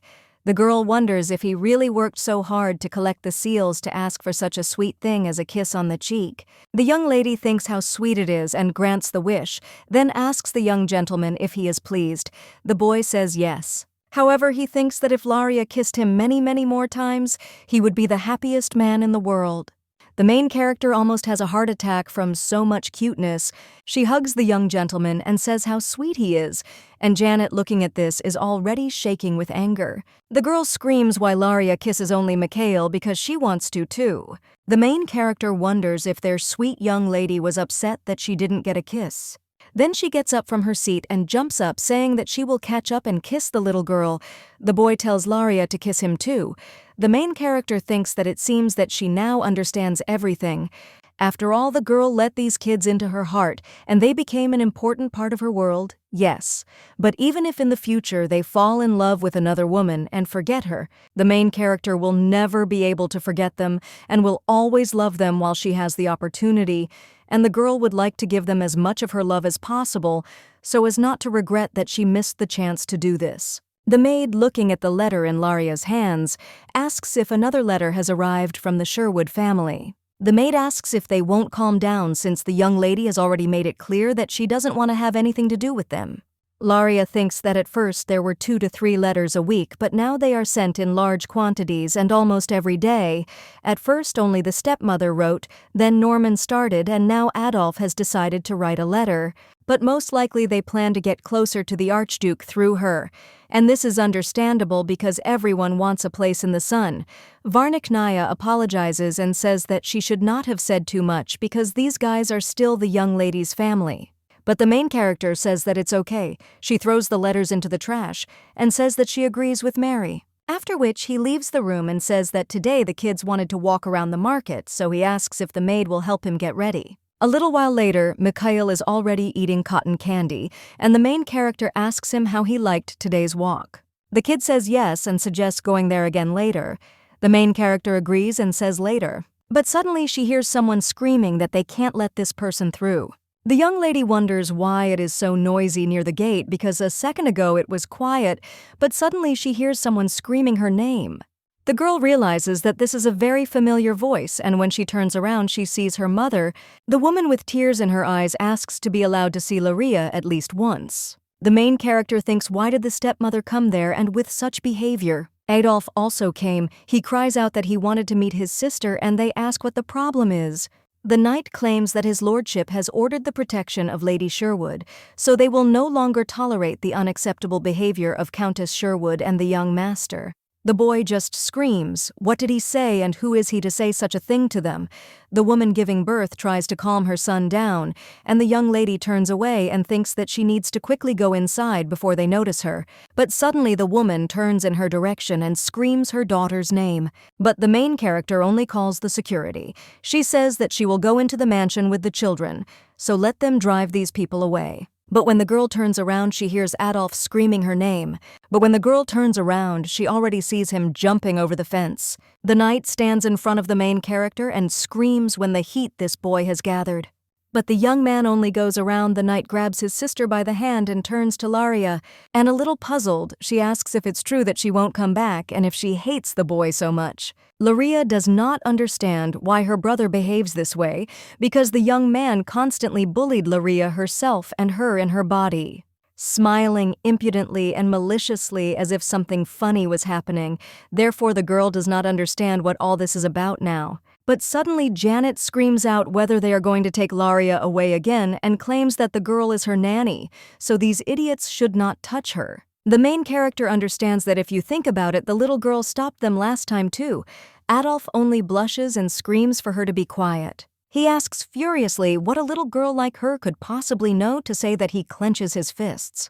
And when Laria looks at his face, she sees tears. The guy crying bitterly tells his sister that he was wrong. After all, he bothered her every day, released centipedes in her room, stole sweets, broke a vase and blamed her and called her names all the time. The guy says that he is guilty and he is very sorry, so he asks the girl to come back. The maid only tells the lady to simply ignore him and suggests going inside. The main character just remains silent, and then he turns and leaves with the maid. The knight cries out for the young man to return immediately, otherwise he will be taken out of the force. Adolf, with tears in his eyes, tells his sister that he was wrong and asks her to forgive him and come back. The main character, returning to her room, thinks that all this is strange because Laria is the daughter of the Earl of Sherwood, which means that she is from a good family. The girl was beautiful, so they would definitely want to marry her off profitably, which was why they tried to get her to come back during the dinner party, but that expression on her brother's face was a little strange right now. After all, the young man is too young to feign repentance so well, and he is not one of those who would resort to such a thing. The young lady looks at the trash can and decides to take one of the sheets. But when he opens it, he is a little surprised because Adolf wrote a lot of sheets, and it seems he even perfumed each page. All this time, the girl did not notice because she did not look closely well. All the letters were carefully sealed and the envelopes were decorative, and even the color of the ink was given attention. The girl sighs and thinks that her brother probably wrote some pompous sentences, but fortunately or unfortunately, every word and phrase was filled with regret. He apologized and said that he was very sorry, wrote that he should not have treated her like that. The main character throws these sheets on the table and thinks that she doesn't even know what happened there, that he decided to go so far. She is the author of this work, so she thought that she knew everything about this world. But each time he becomes more and more convinced that he doesn't know everything, and suddenly the young lady is approached by a maid. She claims that the Archduke is calling her lady. The girl is a little surprised by this, but then heads to his office. And when she comes, she thinks that she heard that the guy just returned and does not understand why he called her without even having time to rest. But the young man says that more than half of the contract period has passed, so they need to update it. The main character doesn't understand what he's talking about and why, so suddenly, the young man claims that he will add another 3 years to the existing 6 months, and the salary will be 5 times more than before. The girl does not understand how this is possible at all, but the young man claims that the salary for 3 years will be paid in advance as soon as she signs the contract, and then asks what the girl thinks about this. The main character is a little puzzled by all this. She thinks that if the current salary is increased by 5 times and it is implemented for 3 years in advance, then it will come out to be a lot.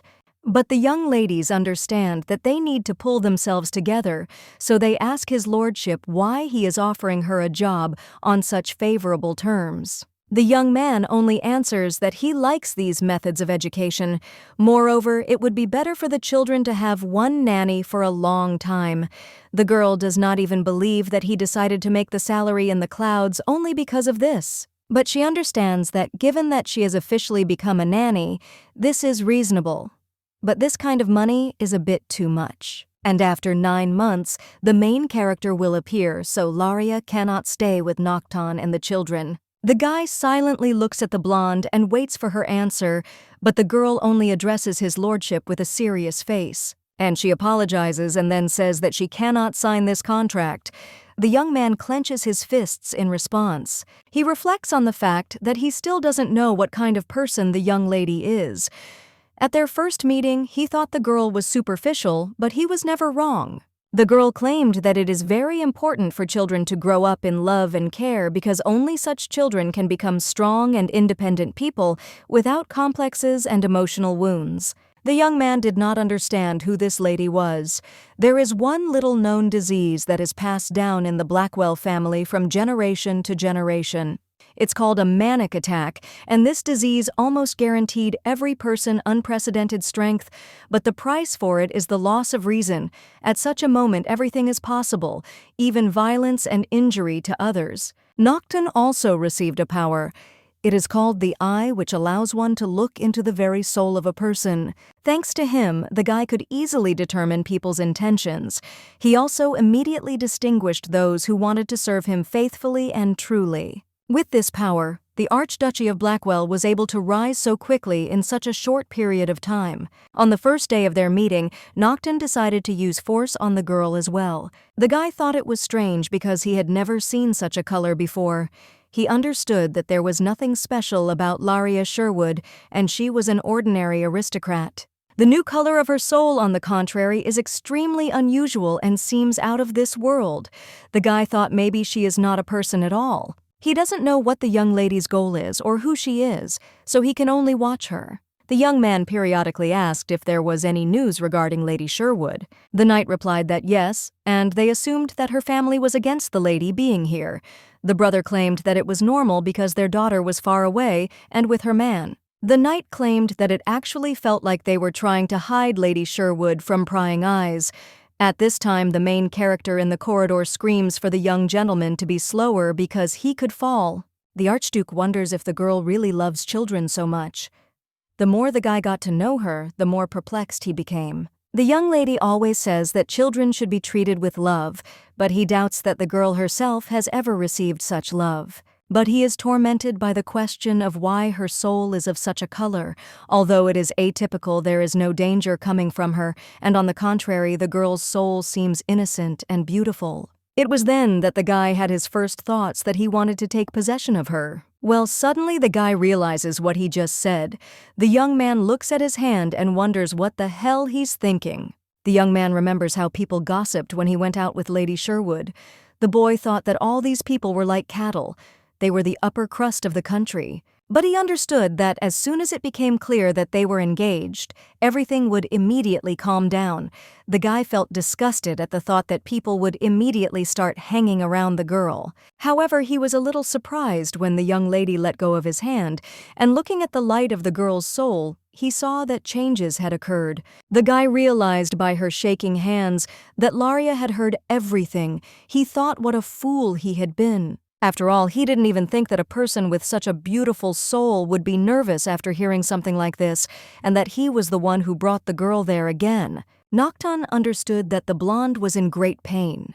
Then one of the servants turned to the master and said that the preparations were almost complete. After a short conversation about traitors, the Archduke told the knight that he would stay there. The guy, a little shocked, asked if it would be better for him to lead the squad, and the brunette claimed that he planned to introduce his bride today. The knight was surprised by this, and the Archduke said what he thought the servant himself knew, that after such news many would want to attempt on her life, so he would stay with her. The young man understood that this dark color did not suit Laria, so now he would do it. Probably the most selfish act in life, the young man realized that the girl was a good person, and she cared about the children. But he is still curious why only she has such a color of soul. At that moment, the Archduke thought that only this moves him, but as it turned out, he was wrong. And the young lady even dared to say that he had a terrifying smile as if he himself didn't know it. And she was also very worried about him, although she hardly knew him. Even the color of the soul, which once seemed strange to him, now became so familiar. Therefore, when the young man thinks that she can disappear, his soul becomes heavy. But the young man does not understand why he is even thinking about such things. He remembers how yesterday, when the children were upset, Laria quickly consoled them. However, the guy then said that the next day he and the girl would also sleep together. The young man understands that he should have kept silent because it was obvious that Laria was uneasy, but he sighs and hopes that the girl is not too angry. Honey, she often came to sing a lullaby, and he thinks that children will not change anything much. However, the guy thinks that this is surprising because he is a man who so mercilessly plunged enemies into eternal sleep and traitors, giving them a painful death, and ignoring their cries for mercy. He is now very worried that someone might be angry with him. The guy wonders if this really means that he has feelings, but suddenly he hears a voice that screams that the guy is a complete disappointment. This silhouette asks if he didn't tell the boy to throw away his feelings, and Noel should just do everything for the sake of glorifying the Blackwell name, because he will never be happy anyway. The main character goes out into the corridor and thinks that these echoes of the past are appearing again, but he understands that the voice was telling the truth, because one cannot follow the lead of feelings, and there can only be a working relationship between them. But when the young man sees the main character, his heart begins to beat faster, and his face turns red. He tells the kids that Lady Sherwood is tired during the day, so he tells Mikhail to come to him because he himself will lift him up. That same evening, the young man thought, looking back, he realized that everything was gradually changing. The song that brought him bad memories. Her voice filled with serenity, and not only that, but the people in the mansion became more animated and joyful. And children no longer cry when they see him, so everything changes after that incident 6 years ago. His world, which had become colorless, began to fill with bright colors again, including her beautiful color. But when he looked at the young lady's lips, he realized that something was tormenting her again. He extended his hand and understood that he wanted to know about what was bothering her and how she felt. Will she stay there for a long time? What does she feel for him, and what else can he do to ease her suffering? The boy realizes that he would be happy if he knew at least that the Archduke thinks that the shining aura suits her better, the one that appears when she smiles. After all, a simple smile suits her very well, and at such moments the young lady is very charming. Withered like an old tree, a heart that desired and thirsted for nothing. It started beating again. The guy lying in bed understood that it would be difficult for him to fall asleep today. A little while later, when the Archduke was finishing getting dressed, Simon came into the room. He told his lordship that some time ago the Countess of Sherwood and her son came to see Lady Sherwood, but the young man understood that he had been too careless. He thought that this family would give in after the incident at the dinner party. But he was wrong again, because if he was so eager for the attention of the young lady, it was obvious that others wanted to get it too. The Archduke knew that he needed to protect the girl from the Sherwood family, and he just had to do things the usual way. But now the main character apologizes and says that she cannot sign this contract because she doesn't know what might happen in the future and 3 years is too long, so she thinks that 6 months would be enough to start with. The guy thinks what it means that the girl doesn't know what will happen in the future and whether she wants to say that she can change her mind and return to the Sherwood family. After all, if she makes peace with them, then of course it will be good. But if the girl leaves the children him and leaves the mansion, then it will be bad. The main character wonders why he is silent and is angry that she did not agree. However, the young man says that they will extend it for 6 months, and he will triple her salary, so the girl should think carefully about the future contract. The young man understands that he has won them 6 months, but this is not enough because he needs a more compelling reason. The brunette claims to have heard that the Sherwood family had previously tried to break into the mansion to meet her. The girl understands that he already knew about it, although it is not strange because it is his domain. Laria answers that yes, and her stepmother and stepbrother came. Noctton says it must have been tough for her, but the girl insists that everything is fine because the security took care of everything, and the guy says that everyone is for dotting the I's. It would be better to spread the news of their engagement. The main character does not understand what he is talking about, and the guy says that it is to get the Sherwood family to leave her alone. He thinks that if he does this, they won't be able to take her home by force. The girl understands that she is grateful, but if the engagement becomes known, the young lady asks if the Archduke himself won't be a problem, but the brunette only asks if he didn't say that there would be no problems with this because they have a special relationship and he simply has to help. But Laria thinks that as soon as he meets the main character, he will probably beg her to break off the engagement. The girl thinks that it is still worth trying because it is enough to simply break it before that, so she asks how Noctton would like to do it. And the guy claims that they can come to the Imperial Ball together. The young lady asks what he is talking about, and the guy says that this ball will take place on the first day of summer, and it is the largest ball in the Empire. Of course, all the nobles of the capital will be there, and if they visit it together, then the rumor of their engagement will spread throughout the Empire instantly. The girl thought that the guy would simply place an engagement announcement in the newspaper, but this was a bit too much. But then Laria realizes that if they go there together, they will have to play the sweet couple in front of everyone. And Noctton only adds that refusal is not accepted because it is not an offer but an order. He asks if the girl has forgotten that she works for him. The main character only thinks what kind of threats these are. She understands that she is digging a hole for herself, and this time with both hands, but she decides to see how the young man will try to settle this issue when she goes to betrothed. Then she will laugh at him with all her heart, and at the same time she will become Cupid and bring them together. And the young man thinks that in this way he will declare Laria Sherwood his. And even if everyone will point a finger at him, condemning him for his selfishness and perversion of the way he sought her, but the girl will still be his. However, the young lady turns to him and says that there is one problem, after which the Archduke asks if she can dance. The girl thinks that the thing is that she just got this body, but in her soul she is a simple kindergarten teacher and not an aristocrat. The young man asks if she has never been to a ball before. The girl replies that unfortunately no. Then the guy clutches the fabric of the sofa and says that these pathetic bastards went to great lengths to hide the girl from everyone. The main character only laughs awkwardly in response to this. She understands that it is only her fault that Laria never came out into the world. The blonde asks if she can come to the ball, but not dance, and the young man claims that unfortunately everyone is obliged to dance at least once, and this is without exception. Then the young lady asks what to do, and the Archduke rises from his seat and says that he will think of something, and let the girl leave it to him. A little while later, the main character is already studying with a tutor. The woman suggests that she start learning from the basics, and the girl remembers how the guy claimed that with the help of lessons, the young lady would be able to learn ballroom dancing so there would be no problems. And he has already hired Viscountess Bonnet, so the girl need not worry because she is the best dance teacher in the Empire, and the best dressmaker Mrs. Rosalind will take care of Laria's outfit. after which he claims that all that remains is to add dance lessons to her busy schedule, after which he asks if there are any objections. Laria says no, but she thinks that the guy planned everything out so quickly, but he himself is far from being the most flexible person, so this is a little scary. Now, the dance choreographer says that he thinks they should start with basic steps and turns. And firstly, there are several types of ballroom dancing, but the girl cannot worry because there are basic movements everywhere. Therefore, you need to take a stand, and then.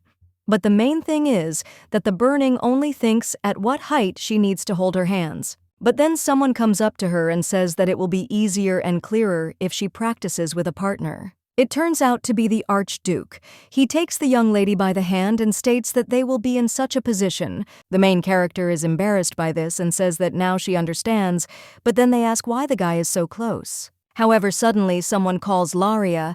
It turns out to be Mikhail and Janet.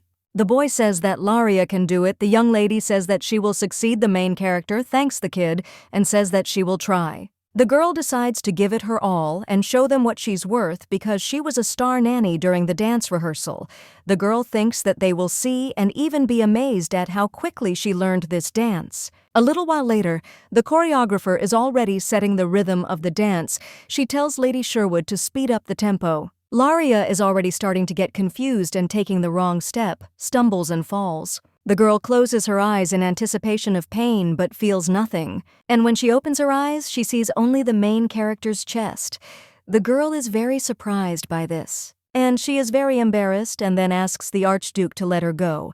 After that, they return to their previous position. And the young man already seems to glow with joy. The main character thinks that she thought she would fall, although it would be better to fall than to see his chest, and she does not even understand how to forget about this now. The main character apologizes and asks Lady Bonet if they can take a short break. The woman says that of course they can, because they have been working on her for so long. Laria says that this is lovely, and they can take a 10-minute break, but the young man only asks where the young lady's enthusiasm went, and whether she really got tired so quickly. The girl asks what she means so quickly, since she rehearsed for at least 2 hours. Noctton only says that it is not serious. After all, it only lasted 2 hours, so he asks if her endurance is really that poorly developed, and he is already starting to worry about whether the girl will have time to learn everything. The main character is just angry about this. She thinks why she didn't prescribe such wonderful character traits as kindness, empathy, and compassion to the guy. But he definitely had to be made like that. The girl, of course, is grateful to the young man because he decided to help her and even found a teacher, but this is too much. The Archduke puts his hands on her shoulders and says that since the girl is so physically weak, he thinks that it is worth reducing her working hours. Otherwise, she might pass out from exhaustion. The young lady just screams out what he means. She also says that she doesn't get overtired when communicating with children, and it seems she has already mentioned this, but she will remind you again because her body is strong and her spirit is powerful. Noctton asks if this is true and then claims that he has never heard of such a thing. The girl says that she often goes up the stairs with a young gentleman in her arms, and that she can even go up to the 5th floor with a child in her arms. And the Archduke then extends his hand and offers to continue their dance, and the main character agrees in response. And to the sounds of the piano, they continue their dance. But the main character is a little surprised. She wonders if this is the beginning of dancing better. And then she realizes that her skills couldn't have improved that quickly. She looks at the Archduke and wonders if it could be that he's adapted to her. And the young man, when he meets her gaze, smiles. Laria immediately turns away and thinks that this is some kind of nonsense. Why did she even think about such a thing? The children just admire the picture that appears before them. They say how beautiful Laria is. That same evening, the brunette sits in bed thinking that the girl spends most of the day taking care of Mikhail and Janet, and after dinner, she has dance lessons. After dinner, the young lady is with the children again, and when she puts them to bed, she sings him a lullaby. The guy clutches the bookmark and thinks that they spend a lot of time together, and he won't be surprised even if rumors spread that they are really a loving couple. And the fact that the girl continues to come every night despite her busy schedule most likely means that Noctton is disgusting to me and maybe even pleasant. The young man thinks that he could lay claim to her heart. At this time, the main character asks from behind the door if she can come in. When the young lady comes in and sits on the bed and says it's time to go to dreamland, the guy wonders if the girl said that because she spends all day with children, because it's a bit strange for her to say that to an adult. Noctton knows he definitely shouldn't like it, but if he thinks about it as a sign of concern, it becomes pleasant. The main character only says that there are only 2 weeks left until the ball. The young man says with a smile that it is true, and fortunately, her skills have also improved during this time. The Archduke wonders if she will fall silent again and make an offended noise lips. But the young lady only remains silent. Noctton Genya does not understand what is wrong, and Laria then says that to tell the truth, she is very grateful to his lordship. After all, he tries so hard for her and he has nothing in common with anyone. The guy gets out of bed and tells her to wait. But the main character continues to say that they are engaged, but this is only an agreement, and in reality they are just an employer and an employee. Therefore, the girl asks if there is anyone else in the world who would do this just for the sake of some nanny. The blonde says that she is truly grateful to him because the young man is her benefactor. The guy clutches the sheet, remembering the words that nothing connects them and that this is simply the relationship between an employee and an employer who are bound by contracts and money. He wonders if there is even a small chance that she is happy with her life here so much that she will stay by his side forever, and maybe the words that she will stay with him are the hope that the guy kept in his heart. And all this was just his illusion. He understands that he should not have dreamed of happiness, because on that day 6 years ago he decided to never trust anyone again. Then one man told him to trust him and not think about anything. And when they finish, the Archduke will be happy. Now the young man says that this voice should be silent. The main character is a little shocked by this, and Noctton is still hallucinating. This mysterious voice penetrating the silence asks Noctton if he realizes that it is this voice that believes in his powers and abilities more than anyone else in this world, supporting him with an invisible but powerful energy of faith, and the boy deserves to believe it. The young man understands that he was betrayed by this disgusting, kind voice. After all, that voice was offering him to get out of that damned Blackwell mansion together, and Noctton only screams at him to shut up. The guy is clearly suffering from such hallucinations, and the main character approaches him and asks if his lordship is okay. The girl understands that this symptom is a manic attack, and now the guy won't be able to calm down until he sees the scarlet liquid, because everyone who saw him in this state died almost immediately. The young lady understands that if she runs away now, she might be able to survive, and she also needs to call for help. But suddenly, Laria realizes that if she runs away, the brunette, having lost his goal, will leave the room, and then someone else might get hurt. But this mansion is full of good people who helped her and wished her well. Therefore, the main character does not even know what to do, and at this time, the hand of the Archduke reaches out to her and then drags her towards him. At that very moment, the main character finds herself pinned to the bed.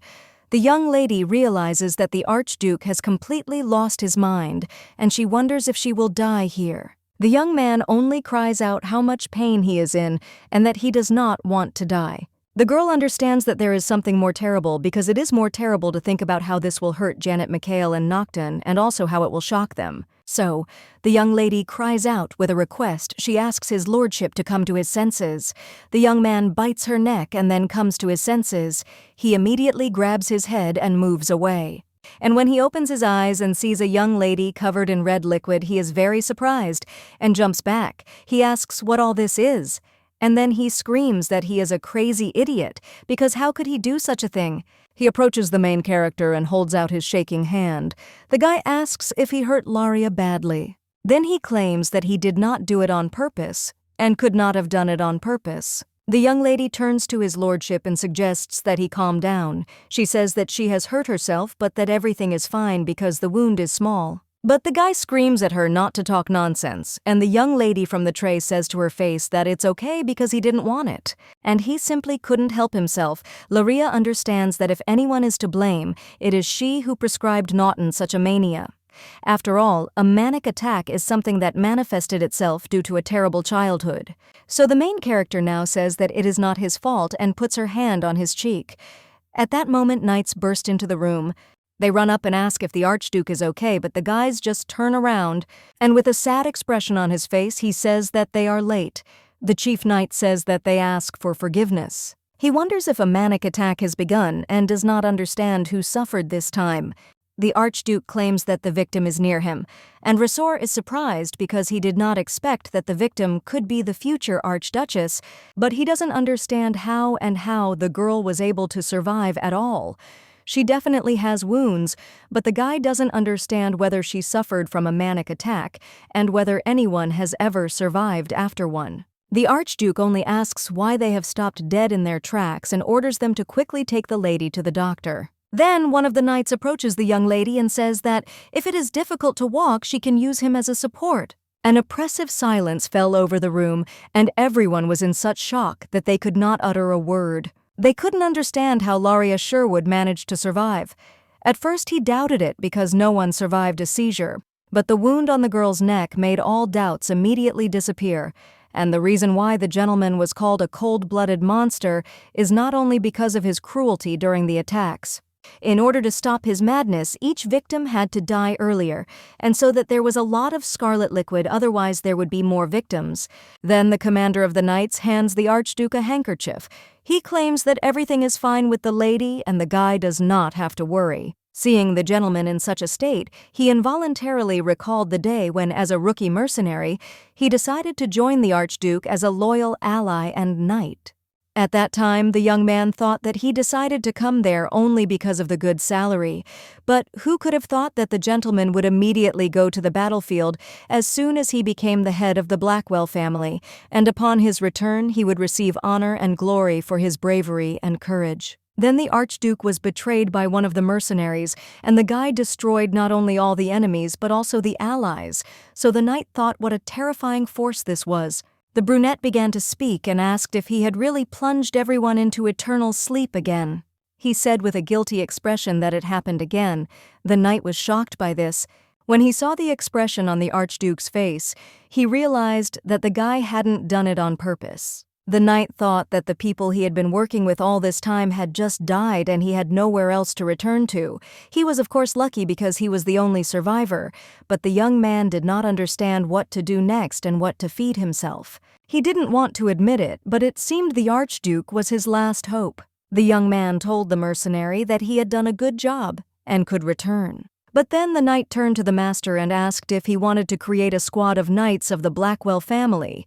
The boy asked what the mercenary meant, and the young man argued that instead of hiring unreliable mercenaries who could betray him at any moment, it would be better to create a personal squad of knights who would always be loyal to him. The knight hands over a handkerchief and says that he would like to become one of them if the Archduke decides to create a detachment. He also asks not to reject the idea right away. The brunette took the handkerchief from the mercenary's hands, and the latter told him to believe that he would never betray the Archduke. That day he was hired by the master and earned his trust. And now he asks why the seizure started at all, and whether something really happened between him and the lady. The brunette only remains silent in response to this, and then claims that there is nothing of the sort. He throws the handkerchief back to the knight and says that there was no particular reason for it this time.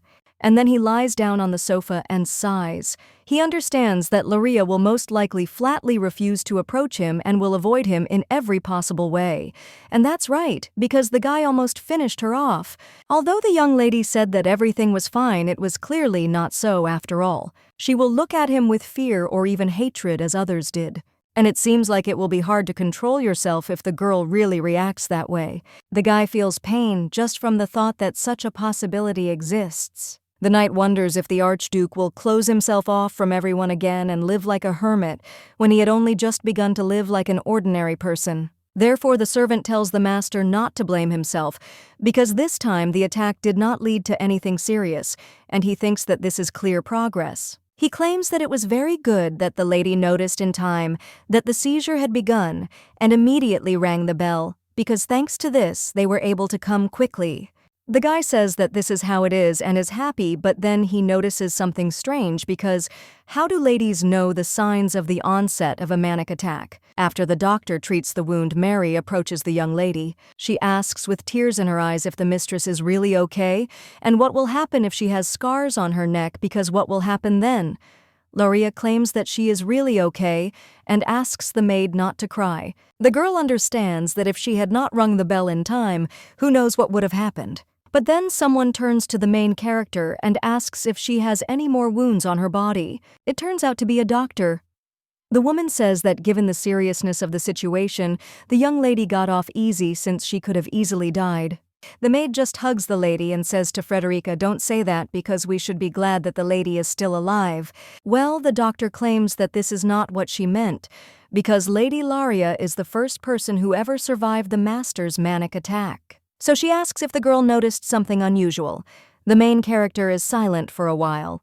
And then she claims that, to be honest, she doesn't know what can be considered normal and what is not. A little while later, the maid is already leading her mistress down the corridor. She asks if Laria can really get there on her own. The young lady says that she can, and there is no need to worry so much because she only hurt her neck. In fact, she was not lying when she said that she did not know what was normal and what was not for such cases, because even though she was his creator, she did not know much about him at all because he changed like this whole world. And from the old manic attack described to her, only one name remained, and how it begins and ends is already unknown to her. The maid leaving the mistress tells her not to get up early tomorrow under any circumstances because the girls need to rest properly. The main character agrees and then tells Mary to go to bed too because she is probably tired. After which, the young lady enters her room and leans against the door. The girl immediately slides down the door with relief and then thinks what the hell she did. After all, it seems to her that it was because of her that Noctton was in such despair, and yet she decided to stay there only until the main character appeared. That's why the girl doesn't understand why she felt so hurt when she set the boundaries for their relationship. But Laria decides to stop thinking about it because first she needs to better understand his manic episodes. The doctor is sitting in his office and writing something on paper, and then he hears the main character enter. He says that Mrs. Laria seems to have something to tell Frederica. The lady brewed some calming tea. She asks if Lady Sherwood has anything else to tell her. The main character thinks for a minute and then says that Frederica, seeing her wound, probably thought that something happened between her and Noctton, but in reality nothing happened. The girl thanked his lordship for what he had done for her and he went into a manic fit. And the young lady screamed and asked him to come to his senses. Then it seems at that moment he came to his senses. So the main character says that she doesn't think that anything special happened that made the symptoms go away. She asks if the doctor knows more about this than she does. Frederica says that the Archduke's manic fit is a little special. There is no such disease from a medical point of view. The main character is surprised in response to this, and the doctor hands over a book and claims that it contains all the information about various types of seizures that have happened to people before. The young lady takes the book in her hands and says that she sees nothing in common with the Archduke's illness. Frederica claims that this is indeed the case, because even if you look for similar examples in ancient literature or books, you will not find anything similar to a manic attack, and it is as if it were a non-existent disease. The blonde understands that this means the doctor doesn't know anything either, but the woman takes the young lady by the hand, and he asks to help the Archduke recover from this terrible disease. The woman claims that she is a bad doctor and she is very sorry that she was powerless against this disease. After the girl's arrival, the atmosphere in the mansion changed. This is evident from the young lady and the gentleman, because now they are much happier. And the Archduke began to smile more often. So the doctor hopes that the presence of the young lady will gradually cure him, and he will become a happy man. Frederica kneels and asks the girl to help the master. The main character only asks what she is doing and tells her to get up quickly, but the woman repeats her request again. Then the blonde helps her up and says she will try. The next day she comes to the Archduke's door. The girl realizes that she did not sleep all night because she was looking for materials about the Archduke's illness. She thinks why she even went there, because even his doctor can't cope with the disease, so the girl thinks how she can help at all. But suddenly she notices a knight in front of her. He wishes the lady a good morning and claims that the Archduke is not feeling well, which is why he is here now. The young lady cries out what this means and asks if the Archduke is ill. The knight claims that this is how it happened, and there was no more business for him, but then he hears the Archduke speaking. So he closes the door and says that the young lady can go then and wishes her a good day. The main character screams for him to also tell the Archduke, but the young man is already closing the door. The girl thinks that she wanted to tell him to get well. Well, she has a feeling that the guy is deliberately avoiding her. During dinner, the main character thinks whether she did something wrong yesterday, and Mikhail screams that Janet is a fool and asks why she doesn't apologize. Then he screams that he hates the girl and that she is bad. Laria only tells them to come to her and takes their hands in hers. She turns to the young gentleman and asks how to behave during dinner. The boy replies that there is no need to speak loudly and just enjoy the food. The blonde claims that this is right. Then she asks why the boy yelled at the young lady, and the kid says that Janet doesn't want to eat beans, so she puts them on his plate. The girl asks if he screamed out of anger and decided to express his anger this way. Mikhail answers yes. But the girl asks if he felt relief after the loud screams or if his mood has improved. The young gentleman says no, and it seems he hasn't felt any better. Then the girl tells him to try to do it this way next time and remember that bad emotions cloud the mind. So when he wants to give himself free rein, let him mentally count to 10 and then speak. And then he will be able to control his emotions and express his dissatisfaction more clearly. The girl wonders if a quarrel is necessarily bad because if the children only yell at each other taking out their emotions on the other person, then yes. But if during a quarrel they can identify what they are feeling now and learn to take control of the emotion and also come to an agreement, this, on the contrary, will help them learn to form correct communication skills. The boy claims that his mood was ruined when Janet threw food that she did not want to eat herself into his plate, and he wants an apology from her and a promise that she will not do it again.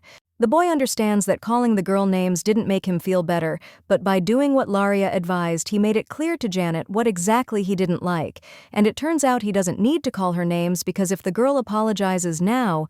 But the little girl interrupts his thoughts and says that she is not sorry at all and asks why she should apologize. She runs out into the corridor and claims that Mikhail is stupid because he always complains. But suddenly, the little girl runs into the nanny. Mikhail asks Laria if he did something wrong.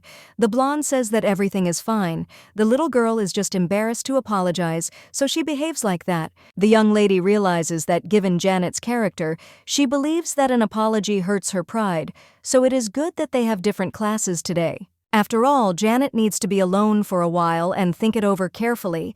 The main character tells Mary what happened and says that she therefore hopes that the maid will take care that they do not run into each other. When the maid agrees, the girl thinks that this is great and she will gradually deal with this problem. Laria also thinks that she needs to look for information about the manic seizure, but she doesn't understand where to find information. And then a brilliant idea comes to her, and the girl asks Mary to take care of the children today after lunch because she has an urgent matter. The girl walks down the street and thinks that the first thing she needs to do now is get some information. She enters the vegetable shop, Brother Carto. The young lady addresses the seller, and the woman asks why the noble lady has come to see them and if she needs anything. The blonde says no, and it seems the eggs she bought from them were spoiled. She also asks if she can return them. The woman just looks at him seriously, then grabs the basket and says that this is a lot of trouble, after which she heads down the street and tells him to follow her. The main character understands that she came to the vegetable shop because this place is not what it seems. The saleswoman knocks on the wall and screams for them to open it because they have an order. Then the cabinet closes and light is visible from behind it. The woman welcomes the young lady to the best intelligence guild in the empire called Bradcarto. The main character is sitting inside a building. A woman is sitting opposite her and claims that her name is Martha, and she is also the current commander of the guild.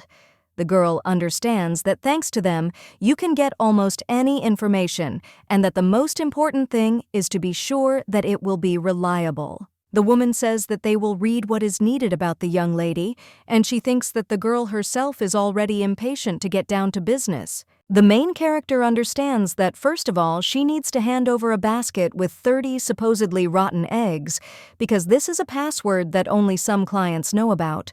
And secondly, you need to mark one egg and put a note with a task in it. Well, it's not that simple. First, you need to make a hole in the bottom of the egg, then clean everything and put a note in, and after that, seal the hole with wax. The young lady understands that when she wrote the novel, this approach seemed brilliant to her, but now having done everything personally, she realized how absurd it was.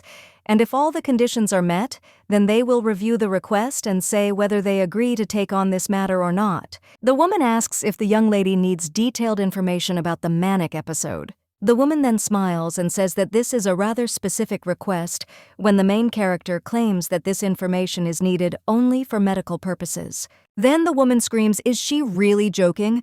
After all, I will only ask this for that." To learn more about Noctton Blackwell's weakness, after which she tells the lady not to make her laugh.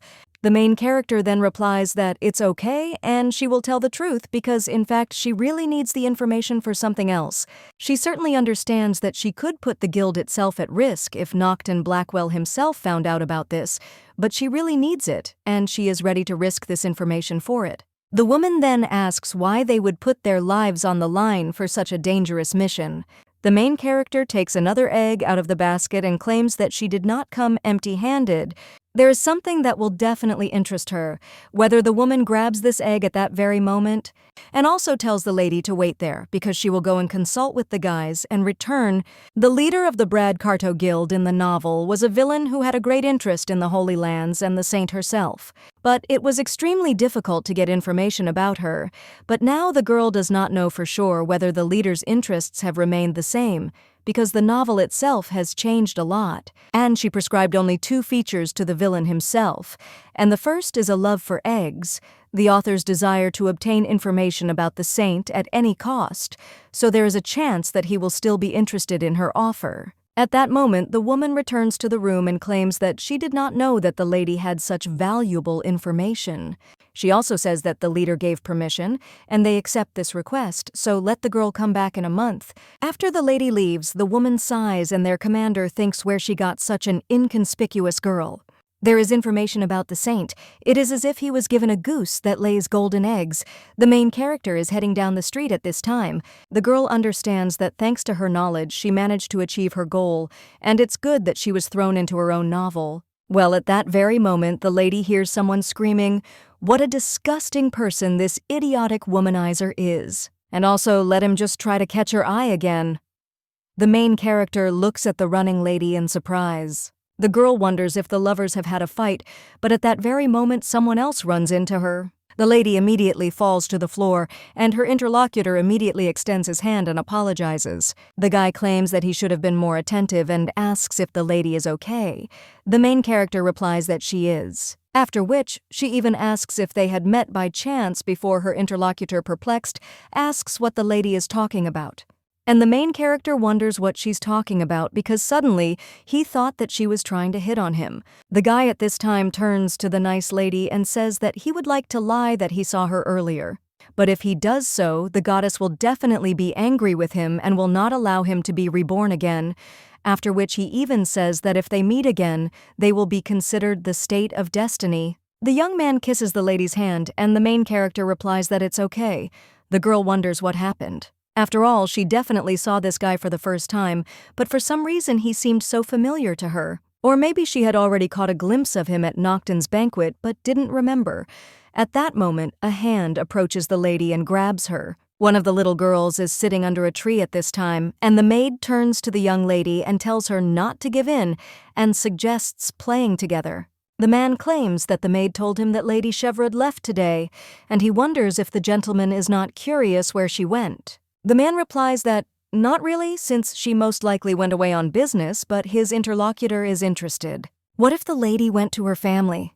The man immediately swipes his hand across the table, and he asks why the guy makes such assumptions because the lady has no reason to meet with the Sherwood family, after which he even tells the guy to leave if he plans to continue talking nonsense. Well, his interlocutor replies that there is some truth in his words, and is the gentleman not worried about this at all? Since the family can put pressure on the young lady, the man understands that now the worst nightmare for her is him, because he almost plunged her into eternal sleep during the attack. He is partly glad that the lady is not there yet and hopes that she will also be able to move on from this incident, but then he thinks why he can't stop worrying about her. The main character is lying on the floor at this time, and the man standing next to her claims that he almost missed the lady. It's time to start the second part of the plan. A little while later, the lady opens her eyes and thinks that she is so dizzy, but she feels the smell of some country, and for some reason it smells like rotten eggs. At that moment, the girl comes to her senses and in shock thinks where she is now. The lady can't even move, and her mouth is tied, and the girl hears some clucking. Someone else turns to the lady and says, "What happiness, Vitya?" She finally woke up. It's good that she came to, otherwise we would have had to wake her up using a rather barbaric method. And he doesn't think the lady would survive that. The guy also asks if she'll sit there stone-faced. And his interest even somehow waned, after which one of the servants unravels the lady's mouth. The main character says that he beat the leader of the Bradcardo Guild named Pedro. The guy turns to the lady, and he claims that she knows everything about him, so he believes that the girl is not at all an ordinary noble lady. The main character understands that they were only supposed to trade information, but not kidnap clients. The lady miscalculated because she had to assume that his obsession with the saint could go beyond her norm. The girl also thinks about what to do now and whether she will be able to escape, but at the same moment the guy turns to Laria Sherwood and says that for him, she is like a goose that lays golden eggs, a chicken that fell into the hands of a selfish man, and who would have thought that such an ordinary girl would have information for which he was ready to sacrifice a lot. Laria replies that she is not a chicken but a goose, and it can be assumed that she is still such a chicken. But will he really put her into eternal sleep? And the guy remembers that having done this, the owner of the geese discovered that inside her there was only entrails and not gold. Although, what is she? Yes, he probably wants to know everything as soon as possible, and blackmail and threats, in his opinion, are the fastest and most effective way to do this. And she will repeat that, then the guy will be left with nothing. Pedro says something rather sad to admit, but more often than not, this is what happens. However, this only happens in fairy tales about anesthesia. This game will be played in the real world. And the girl doesn't have to worry because he won't use force, because thanks to contract magic, they can extract any information from her and she won't even have to get her hands dirty. First, they will force her to tell only the truth, and then they will put her into a trance, and there the lady will lay everything out. The main character is shocked and asks if he is talking about contract magic. Her interlocutor says that it seems like people are hearing about this for the first time. This is a contract that is made with a magician, and thanks to it, they can force the lady to tell only the truth for the rest of her life. This will continue until the contract is broken. Pedro asks if it's not wonderful that in his time he found an outstanding magician who is capable of using contract magic. He also tells the lady not to worry because he is not going to put her into eternal sleep. After all, he is not as stupid as the owner of the goose, and all he needs is reliable information, and then the ladies will go home to live a long and happy life. The guy asks if this isn't kindness, after which the magician directs his power at the lady, and she thinks that it's anything but that. But at that very moment, someone bursts into the room and screams at such an idiot. The main character wonders if it is Adolf. That's the name of the boy who honed his skills so much that at the age of 16 he became an imperial knight. One of the kidnappers wonders if Adolf Sherwood is really in front of them. The main character wonders how he managed to get there. And the guy at this time unties his sister and asks if she is okay, and those idiots didn't do anything to her either. The girl replies no, after which her brother tells the lady to stay behind him because he wants to teach them a lesson, but he is afraid that he will accidentally touch her. Pedro, horrified, asks if the guy could stop looking at him so angrily. After all, he's like some kind of villain, but he just wanted to get information and didn't intend to harm her. After which Pedro understands that talking won't help him. A little while later, the guy is already sitting there all beaten up. But at the same moment, he asks who gave him the right to beat them, and whether the guy knows who they are, and also thinks that he will remain unpunished after this. His interlocutor asks what the kidnapper is talking about because he was the first to kidnap his sister, and in this situation, he is the villain. Pedro replies that he didn't even lay a finger on her, then let the guy wait for the subpoena. He will be charged with assault and obstruction of business as well as slander. At the same moment, someone else wonders if he is talking about the court, and if they insist on their own, no further. Then they will have to compete with him. Pedro, looking at the guy, wonders if this is Norman Sherwood, who at the age of 27 became a young judge, and there are also rumors that in the future he may even become the Minister of Justice, after which he even asks what he forgot there. Norman answers that he has caught his breath a little so they can get down to business. The guy just said they're going to be charged with assault, obstruction of business, and slander.